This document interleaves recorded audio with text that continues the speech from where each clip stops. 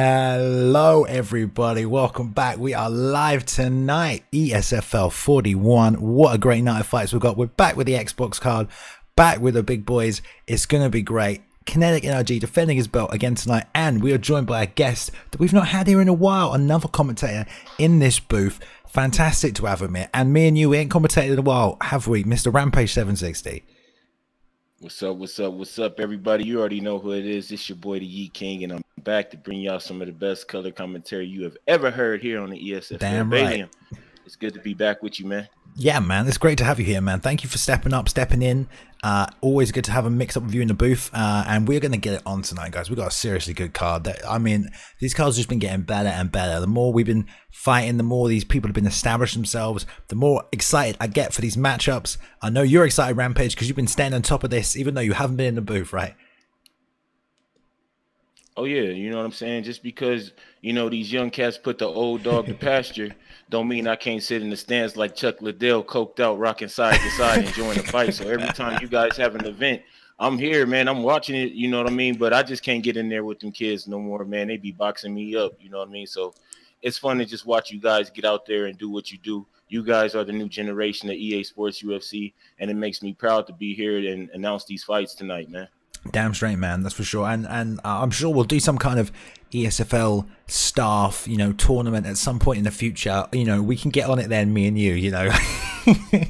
It's all good. Yeah. Guys, we're going to show you the fight card tonight. This is ESFL 41. Like I said, top of the bill this evening. Kinetic NRG defending that belt against Prodigies. What a matchup that is going to be. Prodigies young and hungry coming up. Both vets. Kinetic not lost that belt in so long now since he lost it that first time. He's been holding on to it. Will we see him change hands tonight? We don't know. It's going to be a good fight. Anyway, co-main event. Look at this. XVCOM taking on Combo. What am I saying? XVCOM. Combo's taking on Daz Ducel tonight. Both 5-2, both killers, both in the top 15. That's going to be a striker's dream. And some of the other names in the card tonight, we've got Pry taking on Fro. Fro undefeated in the ESFL currently, apart from that Manu tournament we had back in April. Pryoxis, what a killer. I mean, that's such a great fight. EK Darth, always at the top of the ranked leaderboards online, taking on Spider. And we've got Preacher versus Jigsaw. Matty Ice. Matty Ice is back since ESFL 14. We have the man, Matty Ice, the submission wizard, once ranked number 3 in the world, coming back here to fight the Creole Daddy. Mr. Chicken is back, going to be cooking up a storm, I'm sure. Talking big, he is back to fight tonight. Yeshua Hammer, I mean, we've got Double Mat on the card, Declan, Suspenso, Lessons, Breezy. I mean, so many fights tonight, Rampage. Man, I'm excited, Bailey. Let me tell you, when it comes to jiu-jitsu, I've known this man since EA Sports UFC 1. I'm very excited to see Matty Ice back in there going to work. Another thing that I like to see, you know me, I like to talk my ish. I'm not going to cuss tonight. I'm going to keep my mouth clean, but I like to talk my ish out there. And somebody that does that and backs it up is Mr. EK Chicken. Oh, yeah. He does this thing, you know what I mean? He gets under your skin, but he backs it up. Also, Yeshua Hammer, the epitome of mixed martial arts in this game. He embodies that. Also, my pick of the night, MMA Fro taking on Pryoxis. Oh, what a fight. What a fight. Whew, we're talking about pretty much Pryoxis is like the beautiful mind when it comes to this game. You know what I mean? He sit there and he study little things, watch little YouTube videos just to try to implement some of the things that he sees in real life into the video game, where you got a guy like MMA Fro, somebody who sits and studies over there overseas in Germany, just huddled up in his little cubby, just trying to figure out new ways to hold people down, new ways to beat people, ways that y'all haven't even thought of. That's what he does. That's true. That's why I'm excited for that. Oh man, I mean, we got some. I'm just excited. There's 3 names on that card who we don't get to see very often there, and I'm making waves. And the return of Matty Ice, Connect defending that belt, Fro's on the card, Price fighting as well. I mean, just so much, man. Chicken's back. It's going to be a good night. It's going to be a real good night. And let's not waste any more time, man. The first fight is good to go. First fight of the night, kicking us off. We've got 2 newcomers to the ESFL, highly touted, both highly skilled. It is going to be, I believe it is NGL All Day. He's taking on Dev Raider, and it looks like they are good to go here in the welterweight division. And we're going to see. Maybe we'll get a matchup of last night. Should be a good one. Should be a good one. You know, I'm always interested to see anybody with Raider in their name do anything. You know, a big Raider fan I am. And tonight it's going to be all day 24/7 and that Raider man getting ready to get it. So let's go ahead and sit back and watch. Yeah, I mean, obviously, like, if you haven't seen the ESFL before, guys, you know, we've been around since February now.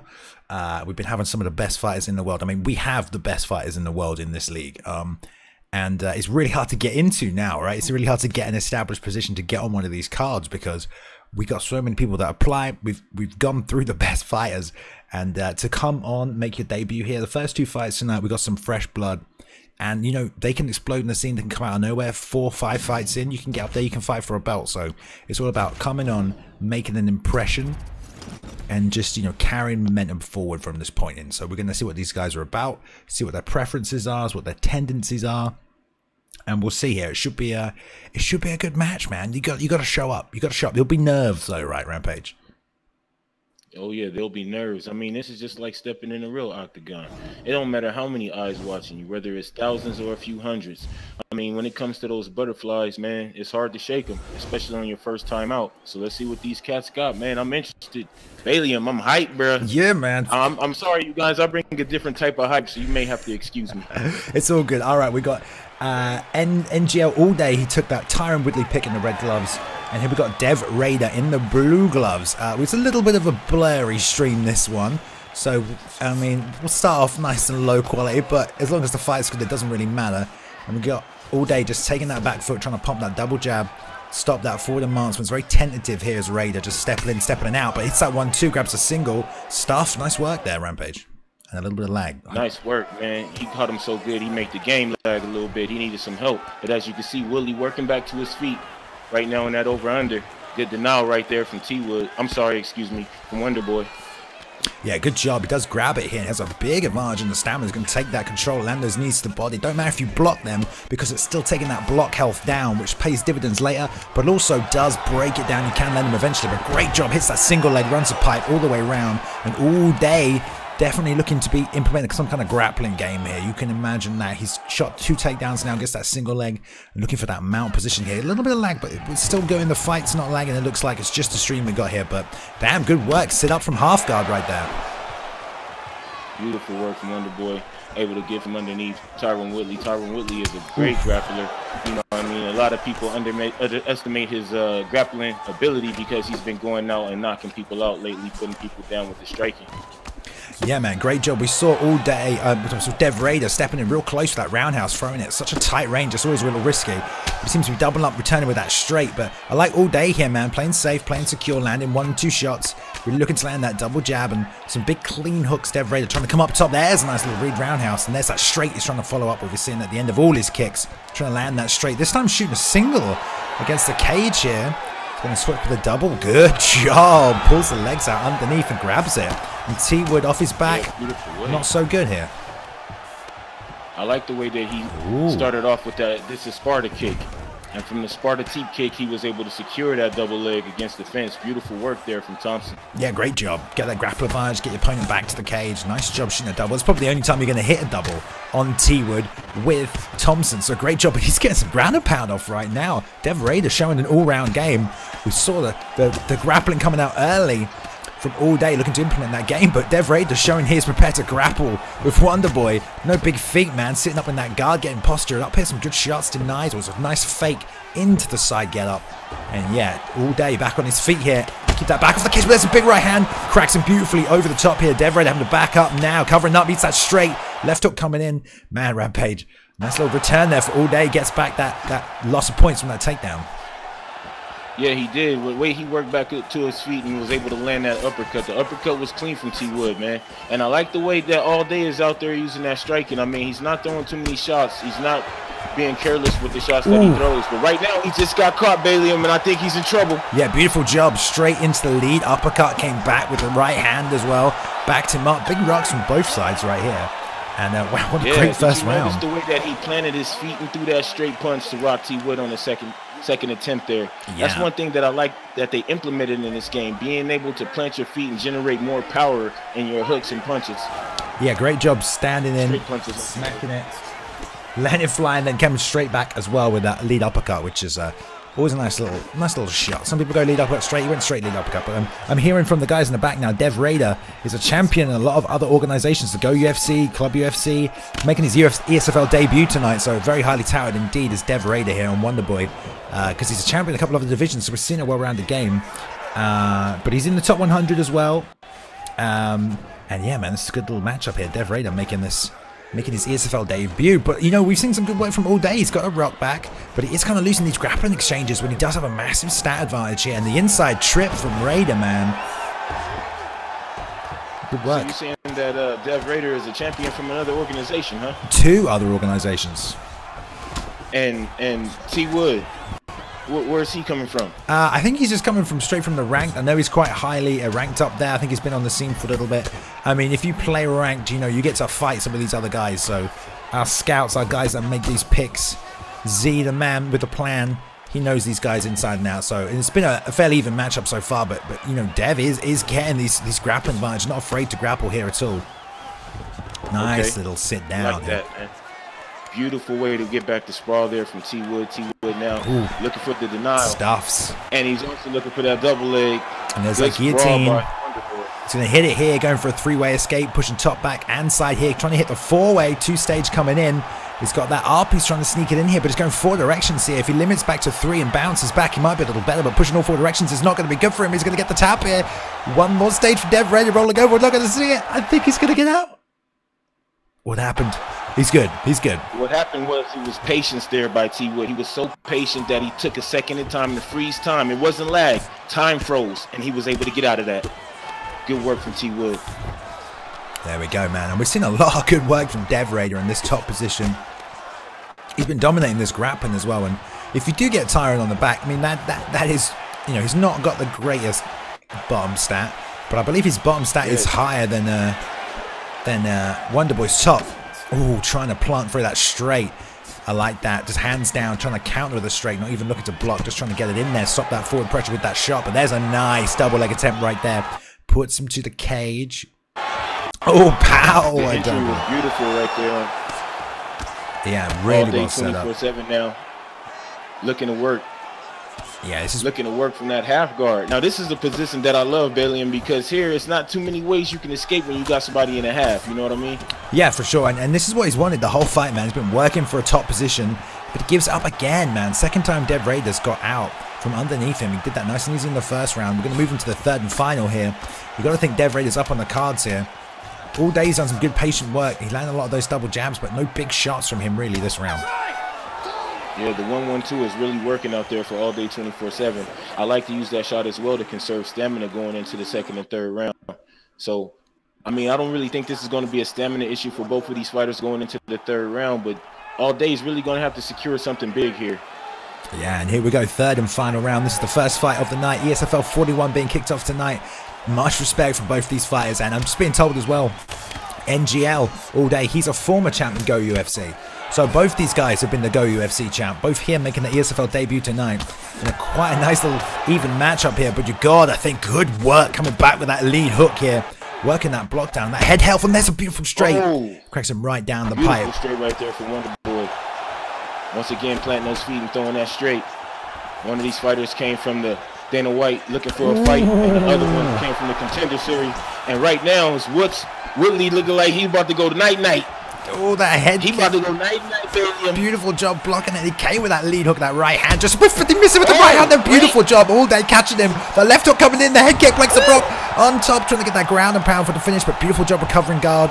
He's not going to let him posture up from him. Nice elbows posting off the head here. I thought he was going to hit a little reversal there. But man, beautiful work, Rampage. Forgive me for underestimating Mr. All Day 24/7. Great comeback, and I love the head kick follow-up. The way he was able to get that through the block to knock Thompson down. Dev Raider, he's going to have to show some of that great groundwork right here. He's been showing it all fight, but right now, he's in a little trouble. It's T Wood taking control. T Wood has the momentum. And right as I say that, Dev works back to his feet. What a fight. Yeah, man. Dev's done some real good grappling, especially with that stat differential. And he's down on stamina here, still getting denies. And still working, wisely holding those double unders nice and safe. Gets a couple of knees to the body here. Trying to work down that. Pummels in again. Swims under, double unders. Another pummel. Repummels that far side underhook there. And uses it to turn on the cage. And a nice break here from All Day. Not choosing to stay in there. All right, back Well, on the he feet. knows he has an advantage, and this is the 3rd round, so he has to do something big. He does some real nice head movement, slipping and ripping. That left hook, right hook is what caught him. And Dev's trying to step in again. Now Dev's throwing a lot of those punches moving forward. He needs to stand and plant like we saw him earlier. If he keeps walking forward, he's going to take more damage. It's the head kick off the top. Uh-oh. And we got a lag. Oh, he's up. He's okay. He is up, and he's up showing respect. You got to love that, man. Yeah, the little... Both fighters willing to go right here in the middle, Bailey. Beautiful. Oh, big body kick right there from Dev Raider. Dev Raider now trying to press the... Oh, another one. Willie is in trouble. That's it. By the hook, another body kick. Against the Willie cage. against the fence. He's up. How did he get back up to his feet? How did he get up? He got up because he wants to prove he belongs here, Bailey, and that's why he got up. Those elbows. Takedown right there by Dev Raider. Oh my God. What a way to start off the night. I know, man. Set it up with that. I came back. Yeah, that's right, man. That lead body kick. Snapping it in there as well. Banging that off the liver. And then hit the roundhouse on the far side. He's going to try to get this guillotine again now. He was real close with it earlier on. Going for that 3-way escape this time. Not trying to push the 4, but now he's hitting 2. 2s might not be enough, but he's being patient with it. That sub defense is good. Going to bounce between the 3 here. Push a different way. There's 5 seconds left in this fight. All he has to do is survive. Oh. Beautiful work. Great fight from both fighters. I mean, you got to love the way at the end, Mr. All Day tried to stand back up, and Dev Raider was able to shut him back down and look for that guillotine. I mean, beautiful work, man. Yeah, look at them trading here. I mean, that's when Dev was getting hit, when he was planting and trading those hooks on the inside. Did some good job snapping those straights, but whenever he decided to plant and start throwing them hooks, he was getting caught, man. Look at this guillotine. Rolls to mount, one arm. Oh, there's still a 2-handed guillotine there, but man, closing that guillotine attempt. I mean, I don't even know who to score that for. Dev, right? I will give it to Dev. All 3 rounds. And Dev Raider walks away with that one. There we go. Hey. Dev Raider moving to 1-0 here in ESFL. And man, what a great little fight to get us going. Kicking off the ESFL 41 card. Yeah, welcome to the ESFL. That's right, man. And he showed good composure out there and some good grappling. Especially with that SAT differential. But you can tell it's a former champion in another organization coming into the ESFL for the first time. Right. Not only that, I mean, I'm impressed with both fighters. All Day 24/7, he showed composure in some very bad situations. I mean, he was caught in a guillotine that was deep. In the 2nd round, he stayed composed and got out of that. I mean, he was going into the 3rd round. He was down. He knew that he was down, and he went out there and made it a fight. He rocked Dev Raider a few times. He had him in some bad positions. He got some great takedowns. I mean, I was really impressed by both fighters, but we got to give it up to Dev Raider. I knew that Raider man was going to do something to impress me. For sure, man. Yeah, like a real good movement on the outside as well. Landed a good couple of head kicks he got in there. Landed a nice lead roundhouse. He landed that straight into that rear roundhouse as well that dropped him right at the end before they got up and they bowed. Worked the body with the lead leg as well. So, and just I was really impressed with his grappling and his ability to get back up. You know, when he got taken down with T-Wood on top of him, that ain't easy. Found those opportunities, found those openings, and he got the stand up, and that's where he wanted. So great, welcome to both those fighters, and I'm sure we'll see All Day 24/7 again as well. Me too, man. I'm very impressed by both fighters. Great fight. Great way to kick off the night. Guys, I hope you're ready to sit back and relax and enjoy what else that we have in store for you.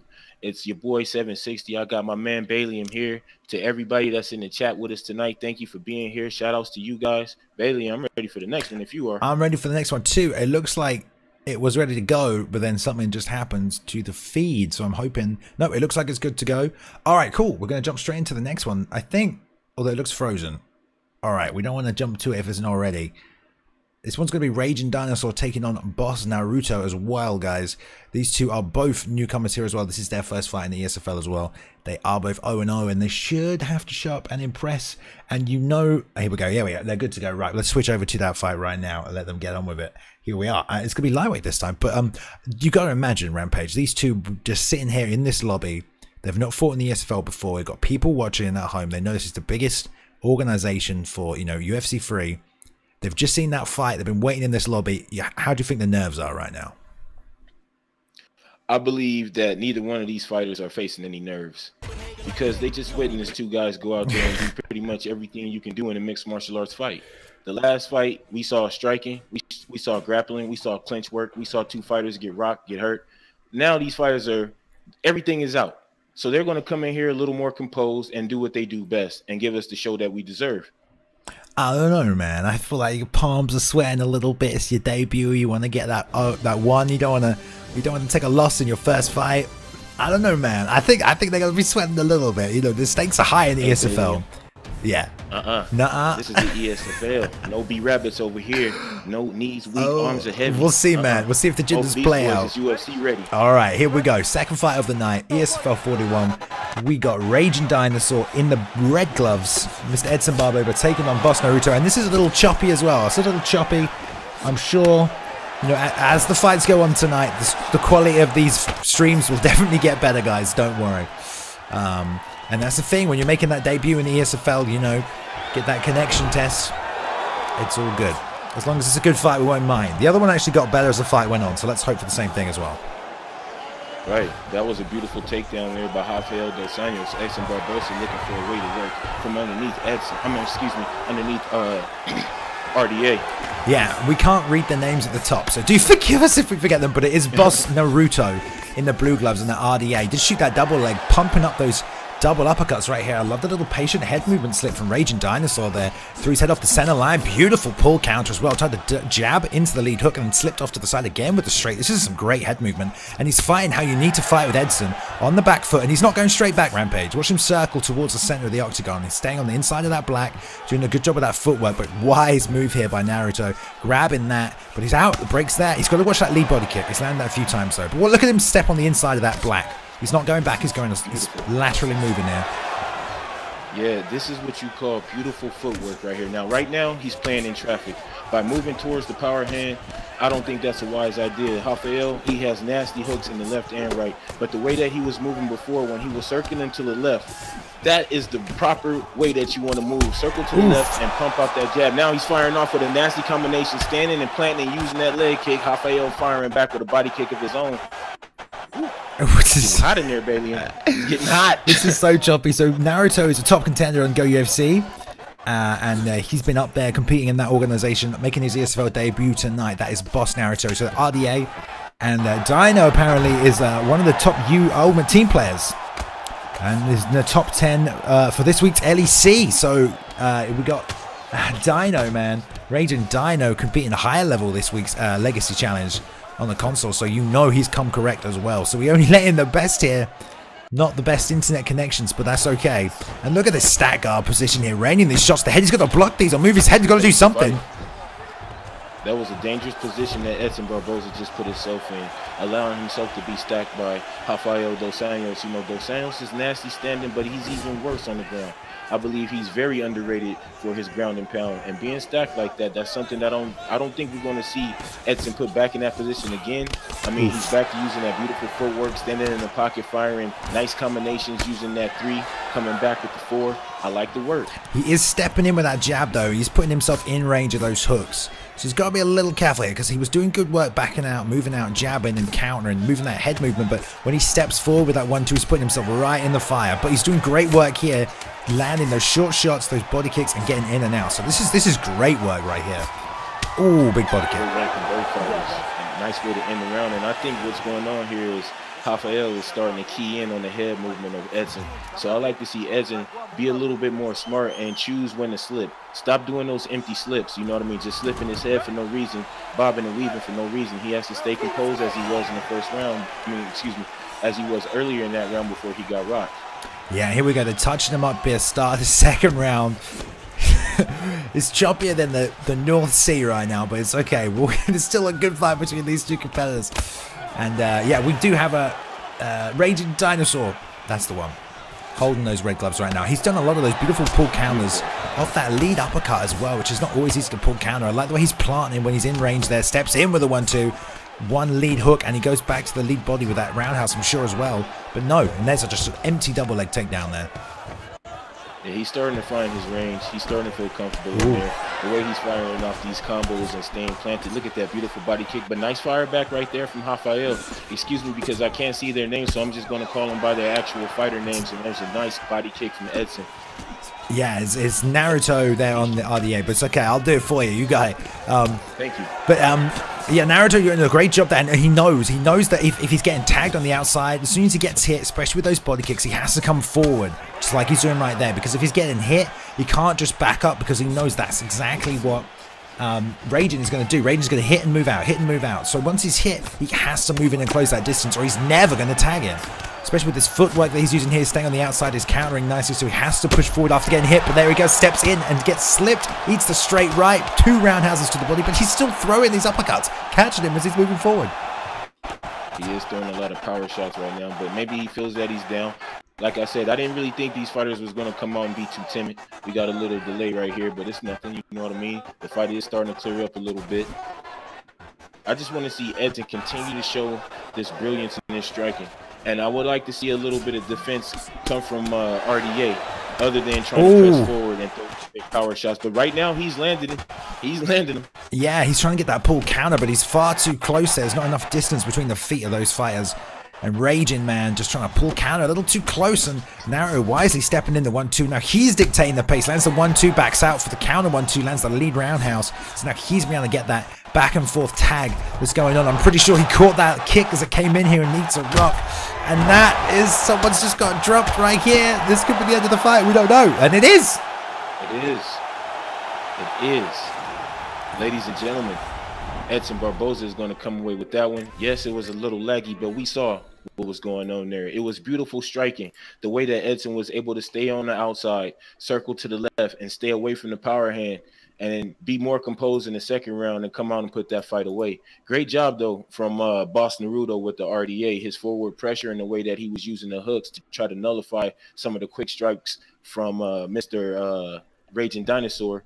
I believe that was a good tactic, but it was just the way that he went about it. I mean, I'm quite sure that maybe he figured he would land something big, but it just didn't come about. Great fight, though. Yeah, I mean, there was just so much control on the outside that you almost had to kind of commit to returning the counterattack. So you don't have a footwork advantage. If you can't shut him down with leg kicks, or you have to find a way to close that distance, create that space. And he was trying to return on those counters, but obviously when you're moving forward, you take more damage on those shots. So eventually he would try and counter, move forward, and then he was getting the reads there from Dino, who was slipping, and then rocked him a couple of times. So I think the final sequence there, he landed that nice lead body. We saw that. The last thing we commented on, he stepped in through a 1-2, stepped out. Dino tried to follow his own 1-2, then he threw a nice lead roundhouse, which landed. Great sequence. So we went back to the lead roundhouse. Dino caught it, cornered with a shot, and then it looked like he just ground and pound for the finish. So great little sequence. I hope that we didn't miss like a wheel kick or anything fantastic there, but it was a little choppy, that one. So the next one is looking a little choppy as well, but hopefully it's not too bad. And these will we're having some choppy streams, but the fights are good. The fights are good tonight. Oh yeah, the fights are more than making up for the quality of the stream itself. You know, and I'm quite sure we all can look past that lag. I mean, we've all been in a situation where we played a match where it wasn't, you know, sufficient. So sometimes it is what it is, but you know, we here for the sport and we here for the love of it. You know, if it's laggy, it's laggy. Oh well, we just gonna enjoy. Exactly. And the next fight was scheduled to be Double Matt, one of the veterans here, ESFL. One of the guys in the team is going to take on New World Order's Mojo, but that is not the case. It looks like it's been a last-minute replacement. We actually have one of the THC guys stepping in, Scarface. He's going to be taking on Double Matt here.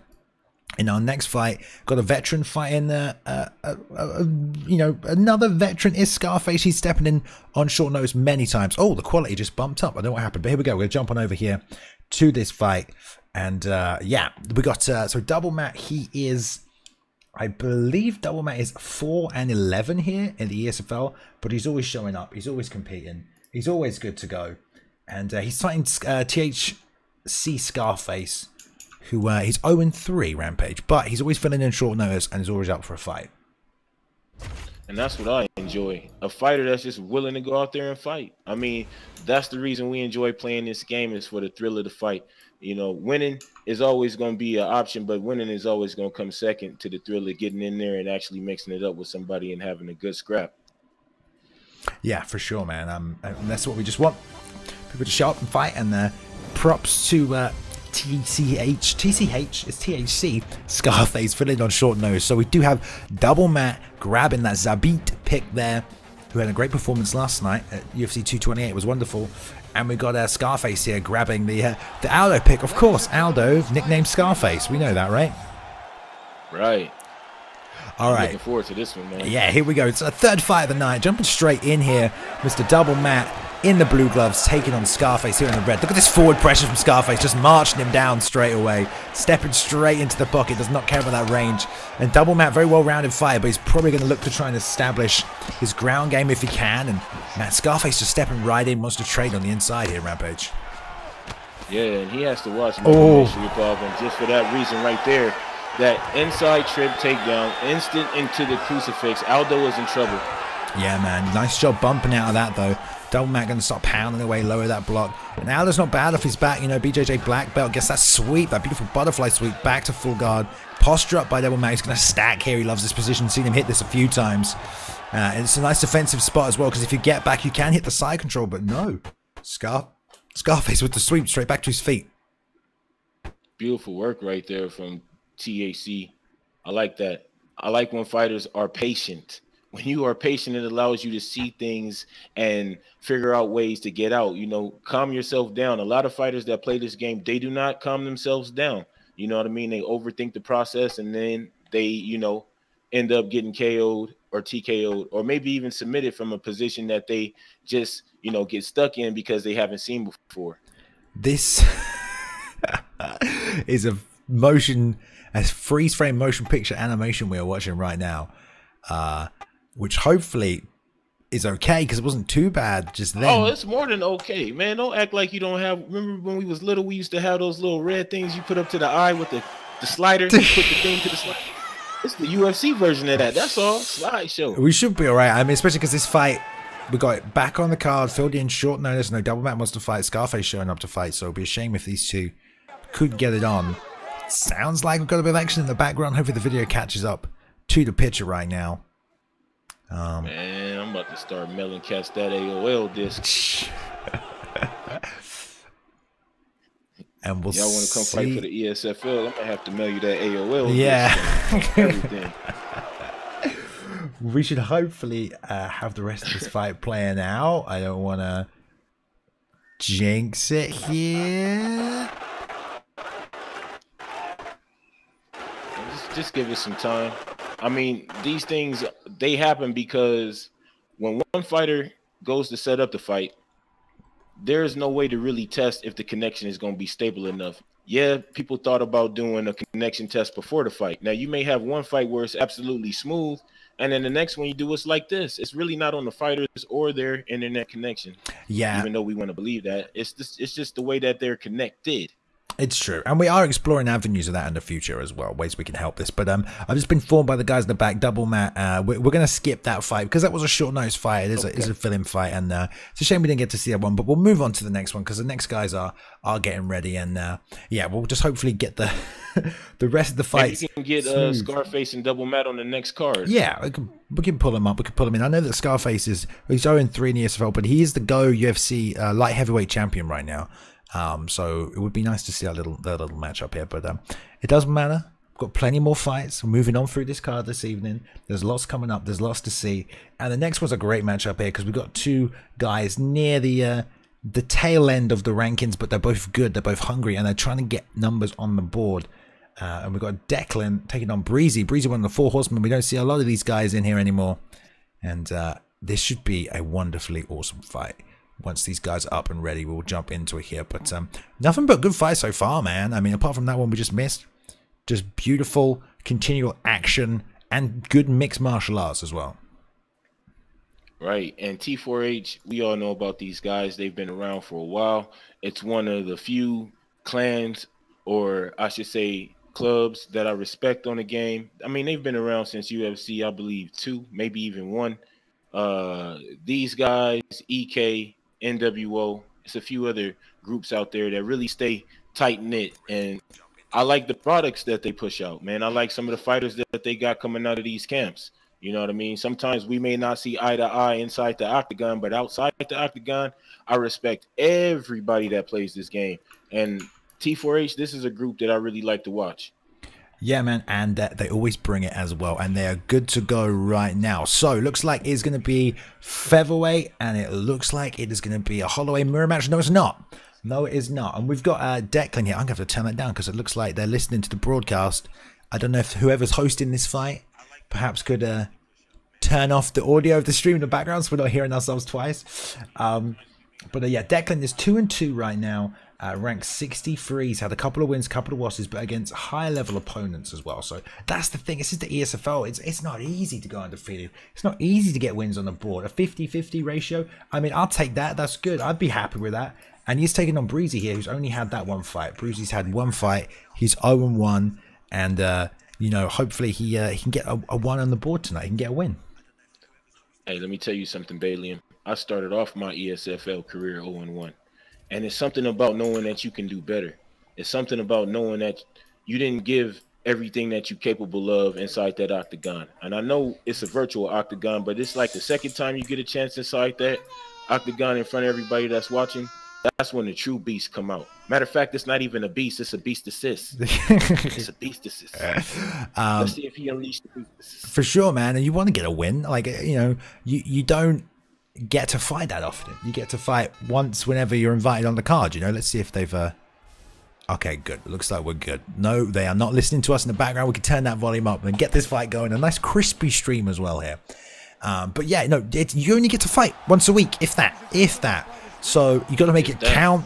You got to, and they're not even once a week because we have our PS4 cards. So once a fortnight if you're good, if you're coming back all the time. So you want to get those wins. It's not like ranked where you can just get another fight straight afterwards, guys. It's you got one fight, you might not fight again for 3-4 weeks, so you better make it count. You better show up, you better get after it, you better perform. And we've got here Mr. Breezy in the blue gloves with the Holloway pick. He's 0-1. He needs that win tonight. He wants to get that win. And over here in the red gloves, we've got Declan, 2-2. He is going off against one of the TH4 guys here, the Four Horsemen, so he knows he's up against someone from a strong camp, flying solo tonight. But 2-2, man, what's the break even? 2 wins, 2 losses is as good as where he started when he joined here at 0-0. So here we go, they're going to get it on. Someone's going to move up the rankings into that top 50, and we're going to get it on. Declan v Breezy, here we go, 4th fight of the night. Let's do it.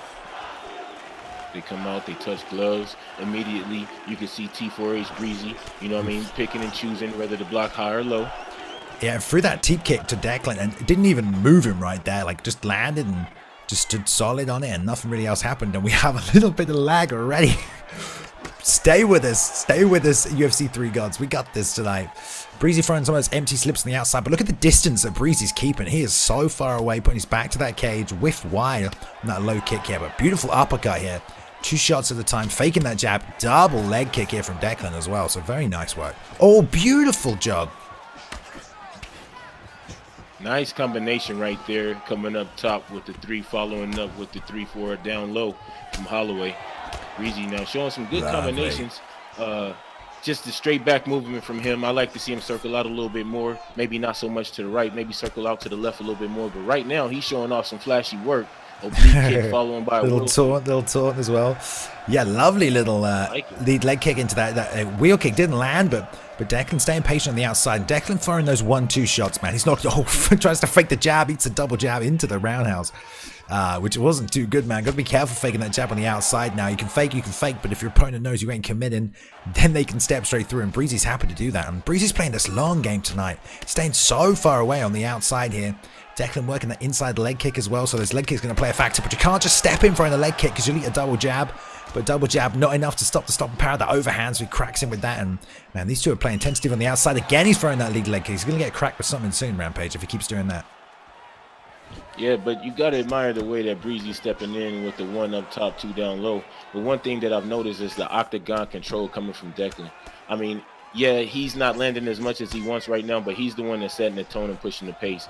Remaining that left foot forward, keeping inside the black lines. He's trying to push Holloway into the gate, but beautiful combination into that step side kick right there. Breezy showing us some great combos. Yeah, I mean, just going to say, with his length and reach, Balium, do you think that he is playing the right game. I mean, he does have the reach advantage over Jose. Oh, of course, man. Breezy's doing beautiful work from the outside here, and he's doing a really good job of trying to bait Declan into attack. And when Declan's not attacking, he's stepping forward with his own techniques, especially that lead leg oblique kick right there, and switching up to the body. So he's mixing up with the turn-in side kick to the body and also the wheel kick up top, and he's, you know, pulled countering a little too close right there. Got to watch that head health. Beautiful job with the hooks.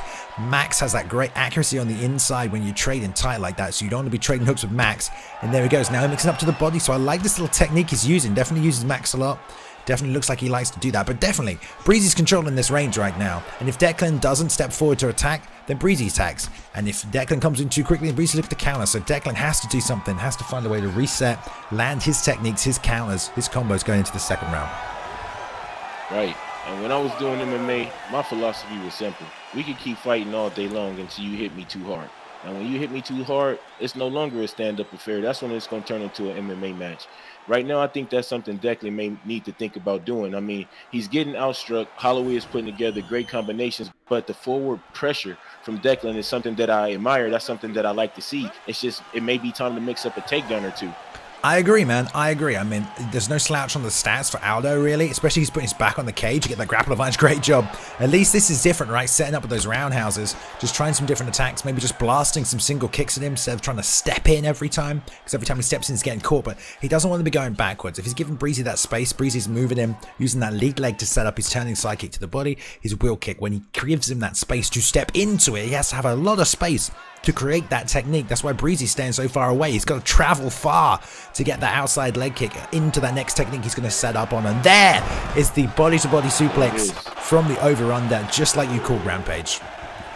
Yeah, beautiful work from Jose. The way he was able to mix it up, he realized that, you know, the way things were playing out in the first round wasn't something that he was enjoying. So he came out in the second round and definitely, Holloway was looking to sneak out that back door right there. Yeah, almost grabbed that back sit. And he does. Oh, great reversal into beautiful the side saddle. Man, Breezy now on top, and Holloway's no slouch on the ground, man. He's got a lot of reversals and transitions here as well, so stats aren't like the best, but he has all of the reversals. Really, really good at being able to get out of all these different positions when you got Max on the ground here. So Declan's got to play patient. He did end up on his back at the start of this fight. He was able to get back to his feet, and these big elbows are doing damage here, doing work to Declan's head. Not much health here. He's less than half hit, only 2 more. The block is low. That's it. That's it. That's it, Rampage. The game is over. Beautiful fight. I mean, you told him to take him down. Yeah, he did come out and look for the takedown. But like I said, you hit me too hard. I'm sorry. The stand-up affair is now over. I'm getting a divorce. I don't want to stand up with you anymore. It's time to grapple. And there it is. He had the right idea, just a little too late. Or it could have just been that Breezy has been working hard. And like I said, he suffered a loss and he wanted to come back and prove what you guys seen before was just a minor glimpse of what he was capable of, and he unleashed his beastesses. He did. He got that. I mean, he got that top position, did a great job on the reversal from half guard to get that side saddle, worked his way into the mount, and we saw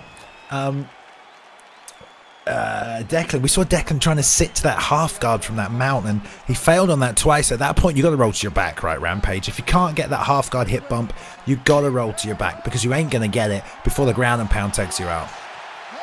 Right. You have so many choices in that position. Me, I'm a gambling man.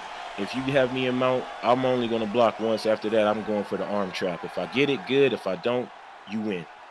In his position, he went for the block. He just kept trying to block in transition, and he couldn't find a way out.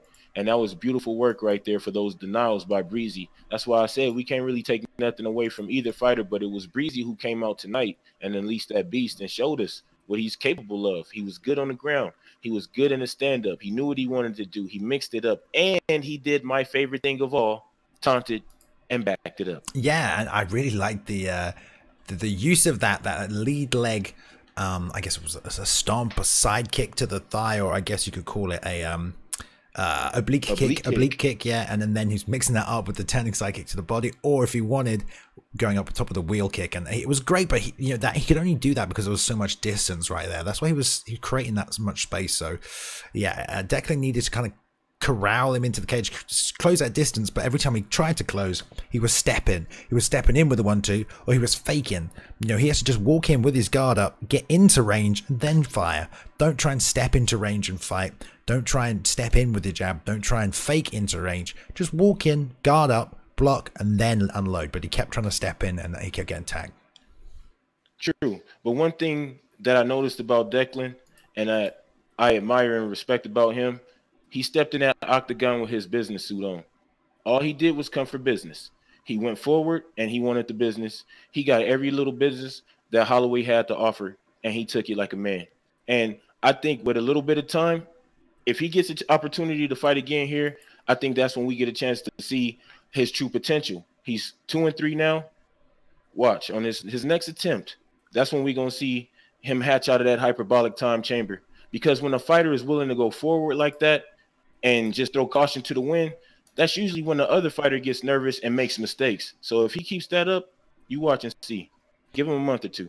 For sure, for sure. I mean, I'm sure they will both be back as well. I'm just having trouble looking for this next fight. The next fight is supposed to be Suspenser v Lessons. I don't see enough of the guys in the back can help us out here, but we'll just have a quick look at the fight card, run through the rest of the fights while the next two fighters are getting themselves ready, because we've already had those first couple of fights right now. We just had Declan versus Breezy, Double Matt, and Mojo. Unfortunately, didn't go through tonight. Raging Dinosaur looked great against Boss Naruto with that Edson Barbosa matchup, and Dev Raider, man, showing his stars as that champion from another organization coming through.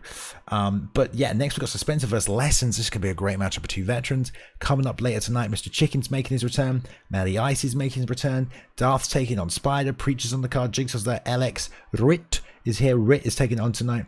And then we've got Pride versus Fro, Combo taking on Duracell, and we've got Kinetic taking on Prodigies as well. So I think there might have been a short range change out actually of that co-main event. It might not be Duracell tonight. We'll see how it plays out. We'll get there tonight later on. But yeah, man, I think we've just been bumped up this fight. But what are you looking forward to tonight, Rampage? Like I said earlier, we got the beautiful mind, the prodigy child himself, Prioxis. He's going to be in there looking to do things that fighters do in real life, keying off the jab, looking to answer off of certain shots in certain ways that most of us don't think to do, because we still play this as a video game where he's playing it like it's a game of chess. But the problem with that is his opponent is somebody that I know personally. I've been riding with him a long time, and I know what my dog can do. And I hate to sound like that guy in that Kimbo Slice video way back in the day, but I know what my dog can do. This is the first ever EA Sports inaugural champion of the world. He went through so many different fighters to get that. He beat so many good fighters to prove that he was the best, and he did. It was a real UFC fighter putting the belt around his waist. Nobody's been able to accomplish that since. That's why I have so much invested into this fight. Prioxis versus MMA Fro. This is going to be two of the best. Yeah, man. Two of the best. It will be two of the best. Doing what they do. And you know, like, Fro's undefeated currently in the rankings. He did lose in the first round of that tournament to Kinetic NRG. That was the first time we'd seen him in the ESFL. But since then, he's 4-0 right now. So yeah, I think that's great. And Prime, man, has been putting in work from day one, constantly showing improvements, constantly getting better. A real phenom and just a force to be reckoned with. So what a great fight, man. Don't even get me too excited for that one. But this next one is coming up. They are good to go. Have you got the fight ready there yourself, 760? Oh, yeah. Okay, you good? All right, perfect. We're going to jump in. It is going to be lightweight, always a great division. And if these two pick this matchup, I will be super excited for it, because it looks like it is going to be Gaethje versus Alvarez. Maybe, I don't know. But we do know that it's Suspenser taking on Lessons, man. And these two guys, they're up there in the rankings, 55, 51, which is good, guys. You know, there's a lot of top fighters up here, man. You got to try to get up there. Suspenser's been grinding, working since day one. This is his 15th fight in the ESFL 6 and 7 right now. Veteran, great everywhere. Going to be a great matchup. And he's taking on NWO Lessons here, who is just another fantastic fighter. And man, it's too close to call. It's going to be a great fight. We're going to see how this plays out. And let's see what picks they go for as well. Looks like they're going to lock them in. I hope they do. I hope they do too. And the caliber of these two fighters, bar none, Very impressive. I fought Spencer a number of times. I fought Lesson a number of times. These guys are animals. All they know how to do is beat people up. All they know how to do is go forward and combo you to death. I love the way NWO Lesson stands in the pocket and uses head movement precisely. I love the way Spencer is willing to counter and key off of certain things. And when he throws in combinations of 3, 4, and you don't know what it's going to be because it's not the traditional combo that you see people throw all the time. I'm hyped for this one as well. Yeah, man, that's some really good analysis of both those fighters right there. That's spot on with both of them. And if you look at that, they have fought each other a number of times, 14-11 in fights online right now. And look at this Gaethje pickup right here. This Gaethje pickup by Lessons, bold. Gonna maybe use that high block. It doesn't have to worry about too much. He's not got like a massive reach disadvantage against Eddie. He's gonna snap down, get those leg kicks involved, I am sure. But it's going to be fantastic, I'm sure. Lessons, man, repping NWO, New World Order, second time they fought tonight. Actually, no, Mojo was supposed to fight tonight, but he didn't get in here. But yeah, NWO Lessons, just like you said, great. He's going to be in the pocket. He's going to be using that head movement. And let's see if he uses those leg kicks with Gaethje. I mean, I'm sure he'll try and get that rolling thunder off as well, because that's a nice little tactic as someone steps into range there. Just fire that over the top. But yeah, Spencer, man, great fire. 15th fight right now in the ESFL. Can grapple with Eddie if he needs to. Got a slight stamina advantage. Does have a head movement advantage if he wants to use it. But let's see if he goes to the body. And let's see what he does, man. I mean, he could put him to work. This is his 15th fight. He's been through the ringer. He's seen it all, you know. And one thing I want to add before they start this, I respect both of these guys so much. Thank you for not picking the best of the best. Now show me something. Excellent, man. 2 A-rated fighters. Here we go. Going to get it on. 5th fight of the night. We're here, ESFL 41. Great matchup for you right now. Number 56 versus number 51. And opening right away. That lead body kick. Just firing. I told you. Right in the pocket, man. They do not care. Lessons trying to pull counter way too close. Double uppercuts coming in tight. Right hand over the top. Dropping Spencer. Immediately Rampage. Here they go. This is what I like to see. 2 dogs going at it. I don't know who let them off the chain, but go ahead, fellas, keep getting it. Because this is all they're going to do, Balium. They're just going to brawl it out. Yeah, we'll brawl it out. And Lessons tagging him with that lead hook here before Spencer can even fire off, using a lot of that head movement just to throw his head off different angles and fire these shots in beautiful straight.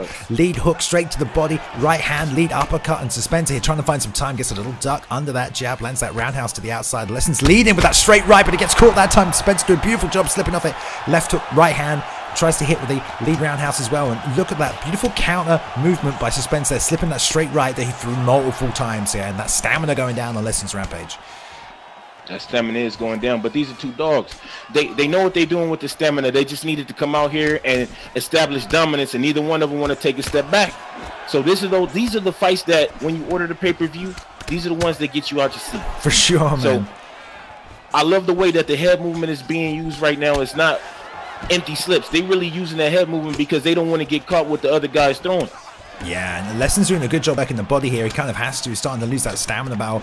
Lead hook's coming in nice and tight for him, but if you hit that body, you're vulnerable to that uppercut, and Spencer's trying to throw it. He's also getting his head off that center line anytime that he's leading with that jab. So, you know, Lessons got to find a way to attack wisely here. Straight to the body, lead uppercut again, which is really nice, but he's got to be careful because Spencer's going to look for that uppercut. He fires one in. The elbow just misses there as well.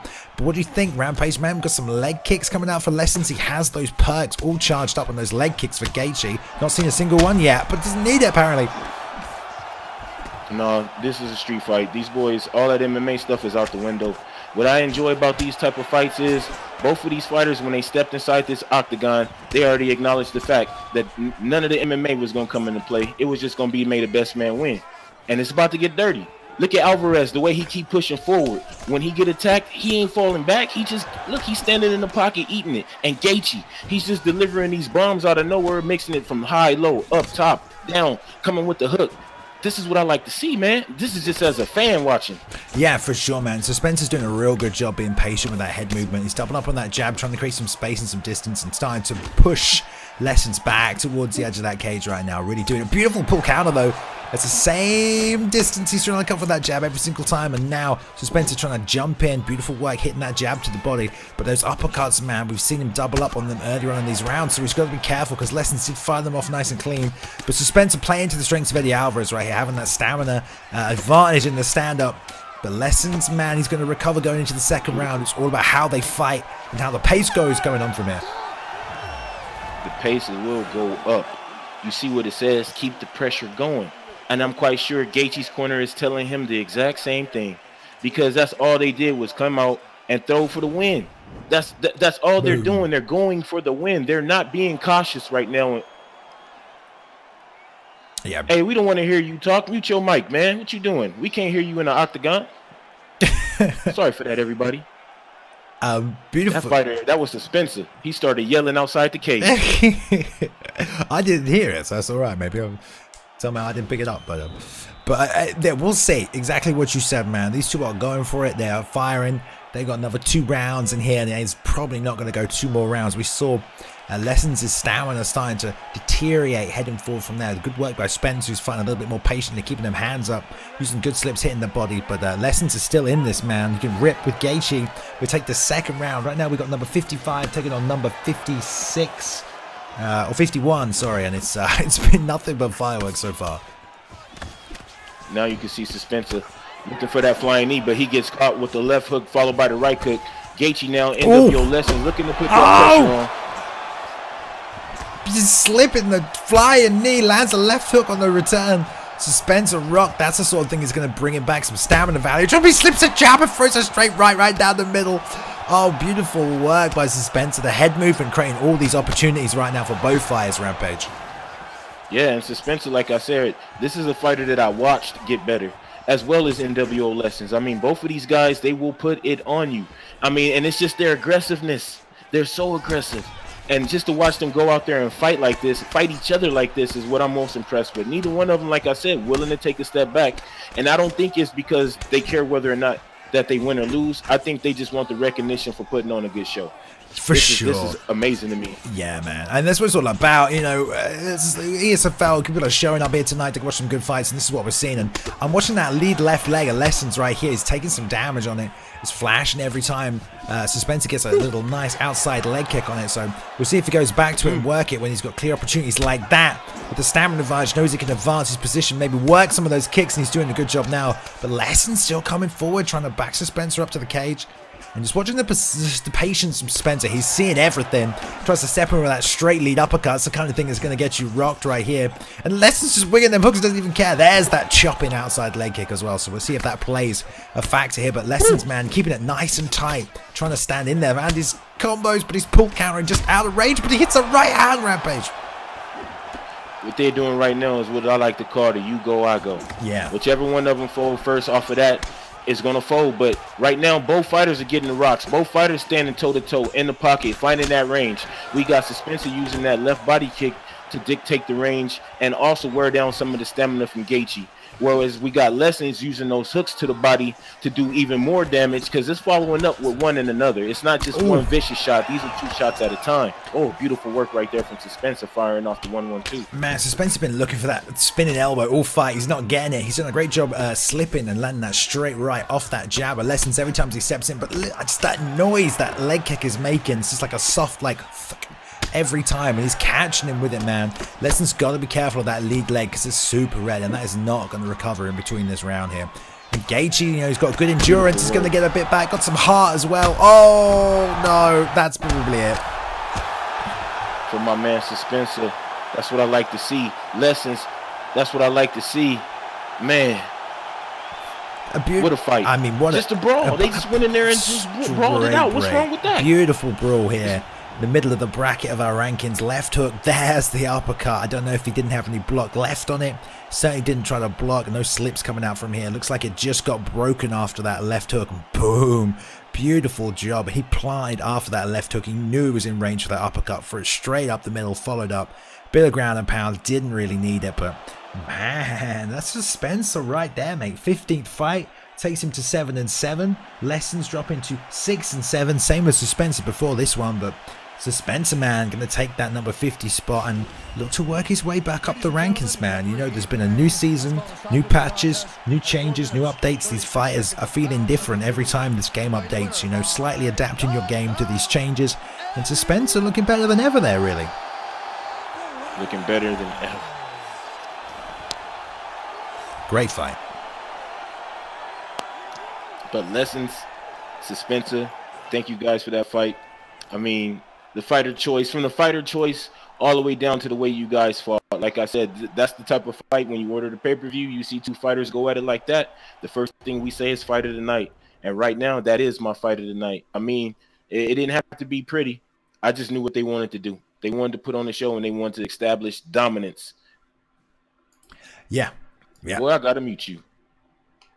See, I'm not hearing that. I'm not hearing that today. You're hearing that. But it's all good. Yeah. Oh, man. That was a great fight. A great fight. Good way to just get us onto the second half of this card right here, because we are just moving on now to the, I guess you call this the prelims. That was the early prelims.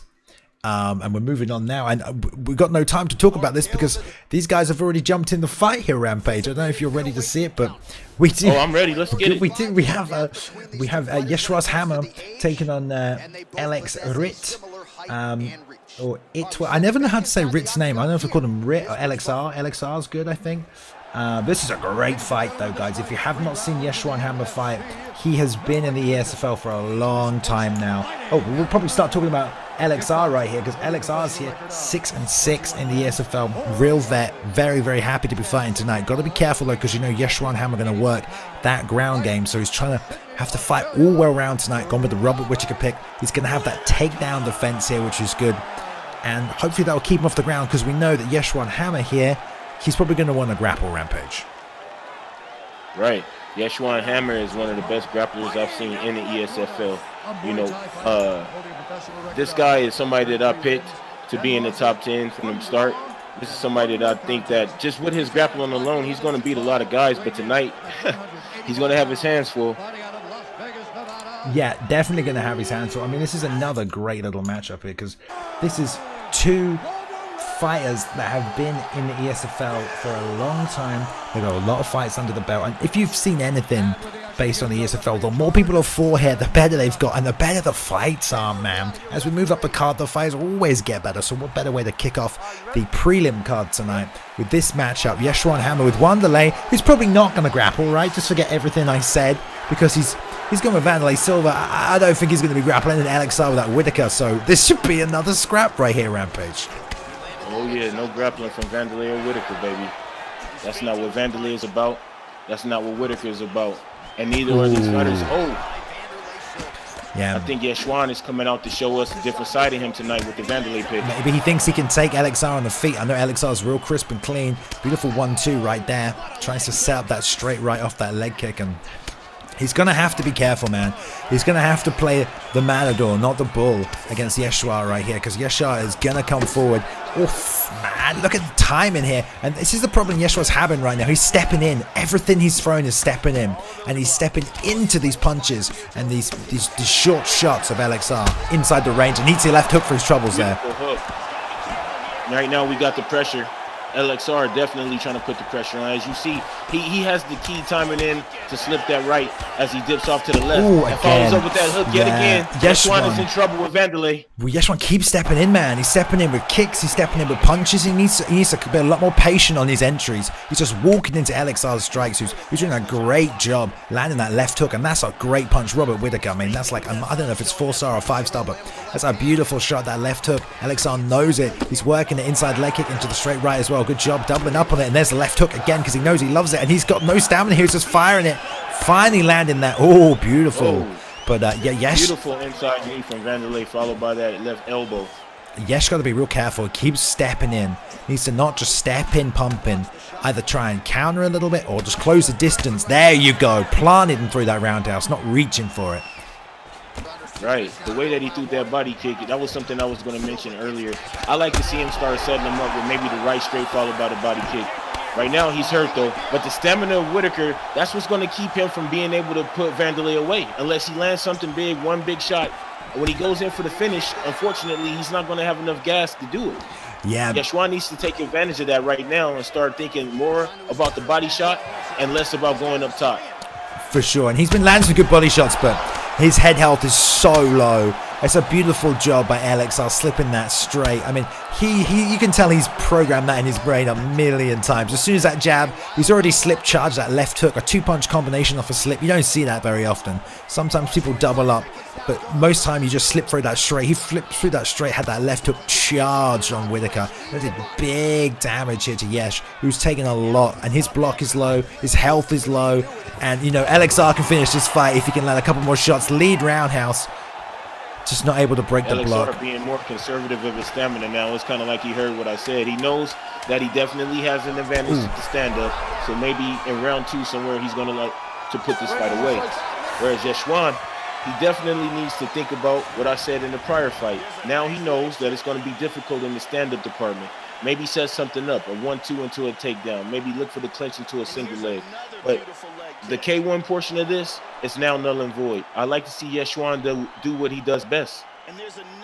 Yeah, and he will have a clinch advantage a little bit against Whitaker here. And he has some perks for the clinch as well. So, yeah, man, he's got to mix it up. He's got to do something. Because he is getting teed on. And he's just, I think he was just a little bit too aggressive early on. And you know, you can tell that LXR's dealt with a lot of these aggressive fighters online. Knows exactly how much he can block before his block's going to disappear. Beautiful job slipping again. Yesh steps in with that jab. That's the 3rd time he's done that, and it's really hard to reprogram your mind to not do that. But LXR keeps just slipping the jab. Straight left hook. He almost landed it again there, Rampage. Yeah, beautiful jab to the right hook. He's giving him a chance. Vanderlei needs to hustle to try to get back to his feet. Good work from Vanderlei. And LXR is definitely putting on the show right now. I'm very impressed with his striking. The combinations that he's been throwing all night, it's just not up top to the head. He's mixing it up. Yeah, he's preloading these as well. He's throwing that 2-3 before it even happens. You know, he knows he's in range for it, and that's why it's coming off so fast. And always ending with that left hook. I mean, that's Robert Whitaker's best punch. And he's landed that beautiful straight right again. And Yesh has to really find another way to enter into these striking attempts, because every time he pumps that jab, he's getting slipped. He's still jabbing. He's got to be so careful with it. Oh, the pull counter left hook roundhouse. Beautiful job. And it's just real tough for Yesh. I think you're right. He can maybe try and clinch. If he can just slow down the pace, survive this round, and recover a little bit better. But he's got to watch that left hook. At this point in time, Balium, maybe Yeshwan may have an advantage. He's been leading with that jab. Maybe he should switch it up to the hook. Go in, just charge in with a few of those Vanderlei hooks and hope for the best. Maybe he can catch. Again. Beautiful slip straight right there from LXR. LXR definitely looking to put this one away. He definitely has the stamina to do it. Balium, I feel that there it is. The clinch will be something that Yeshwan can use to save himself some time right now. And we know he's good in the clinch. I love the deny to the tie from Yesh, then the deny to the tie from LXR, then the block on the knee, and then the break. Like, just completely nullified each other in that position. Just no, block, break. Just completely done. And yeah, Yesh got rocked again there because he's stepping in with that jab. If he threw it from standing still, the slip wouldn't be as predominant. He might be able to get his guard up for it. But because he's moving forward every time he throws it, that slip is just even longer. The counter's faster. If he can walk and pump it, he's going to throw it faster and give less time for that slip to come off. And this is real bad against the cage here. Spinning elbow attack here from LXR, who's going to try and throw that straight left hook as soon as he finds an opportunity. Because there it is. He's trying to get it in there. He knows that's what he wants to finish with. Nice, reliable technique he's been using all fight. That straight left hook is probably going to be the finish here. Rampage, and there's the right hand. And Yesh is doing a good job surviving. He's flashing red on everything right here, Rampage. He is, and I think if Yesh can make it to round 3, like I said, he may have a chance here. But what he needs to do, instead of backing up when he's taking his damage, it's time. It's time to bite down on that mouthpiece, hold his ground, and start using some of Vanderlei's hooks. He has to remember who he's playing as right now. And trying to retreat just to keep from taking damage isn't going to cut it right here. I need to see Yeshwan plant his feet and start throwing hooks in the that's pocket. That's going to be it. Shots. He survives. What a round. He survives, and LXR, man, if you look how much health he's got, it looks like he's barely been hit in the head. There's not that much damage on that head stat. If you compare it to how much Yesh is dealing with, both of Yesh's body and health are so red right now. He has taken a ridiculous amount of damage. He has to be so careful. But I think you're right, man. He's playing Vanderlei. He's not trying to point fight. He doesn't want to be on the outside. He had a lot of problems stepping in with that jab. Has to just step into range, maybe to fire the left hook. But he's been trying to just step in, pump that jab from the outside, and that's what's getting him caught. And oh, Rampage, this can't last much longer. Grabs the single collar, though. Yeah, he grabbed the single collar. Look for a trip right there. He's pressing forward with that 1-2, but that's all he's been able to do. There's another beautiful combination from Lexar. Lexar now backing up. He knows that he definitely may have this one in the wrap, but he's getting careless. Throwing these wild shots. Beautiful combination. Inside leg kick followed by the right straight. Look how much health he has. He can, because he's not going to take much damage, you know. Unless Yesh can start throwing some big overhands out and trying to trade on the inside. Straight right catches him. Trying his best to survive right here. Legs are looking to close the show there. Big shots is what's going to do the damage right now, because these little 1-2 punches, you're not going to win an attrition fight. If you're going to throw, you're going to throw big. You got to get it, and he's trying to find it. And this switch to southpaw has really helped him, but now he's got no stamina. He's going to watch this body kick that's going to come out in a second here. You know it's coming. But this southpaw switch has kind of helped him out a little bit here. Right there was the opportunity for Yeshwan to sit there in the pocket and just throw big hooks with Vanderlei. He can't continue to back up here. Oh. That's why. Ghosted on that body kick. Eats the straight left lead right hook, but catches the body kick. Oh, there it is. Oh, beautiful slip straight right there from Lexar. Lexar all fight long was showing and establishing his dominance in the stand-up department. Yeshwan, beautiful try. I mean, you went out there and gave it your all, but hey, Lexar, man, that boy got hands. That boy got hands. That's right. He looked phenomenal tonight. Preloading those combos off those slips. Again, stepping in with the jab 1-2. Nice, easy slip right here. And that's something to remember coming out this fight. If you step and throw your jab, the slip is going to be so much more predominant. He did slip the straight afterwards, but that's what was costing him early. Always trying to force the distance closing. Sometimes you can walk into range and throw. Keep that guard up. If your opponent goes low, then okay, you know, you're going to have to watch the entry. But 95% of the time you walk into range, your opponent's going to throw a 1-2. So you can block, you can even slip yourself on the way in, but always trying to step in. Especially when your opponent keeps slipping, you got to change that up a little bit earlier. But what do I know? Yesh is one of the best fighters in the world. He's proven that in the ESFL. That was his 18th fight, I think. And you know what? You're coming up against LXR. It doesn't really matter how good you are. He can take anybody out, given half a chance. Man, if you take a look at the strike output, I mean, he basically doubled him up on the feet. Lexar, I'm very impressed. This is my first time getting a chance to watch him get out there and do his thing. Yeah, Schwan, I'm used to him getting in there and being able to get the takedown and use his groundwork. But, wow, he did come out with a new, you know, stand-up look. He used my man Vanderlei. You know, he come with the good stand-up for me. He tried to do the good striking, but the lesson for me to learn was not good, you know. The head movement, not there. But next time, you know, for me, I do a good fight for you guys, ESFL. Who let Vanderlei Silva in here? He's banned. He's not allowed in here. We've had him in here before. He causing trouble backstage. He's not allowed in here, all right? Tell him to leave, please. We've got another good fight coming up. Vanderlei, you got to go. We don't want him here, all right? Because it's the return of the chicken next, Mr. Rampage. It's return of the chicken. We've got EK Mr. Chicken. He's taking on Peyton, man. This is a camp matchup as well. This is the Four Horsemen taking on the EK camp.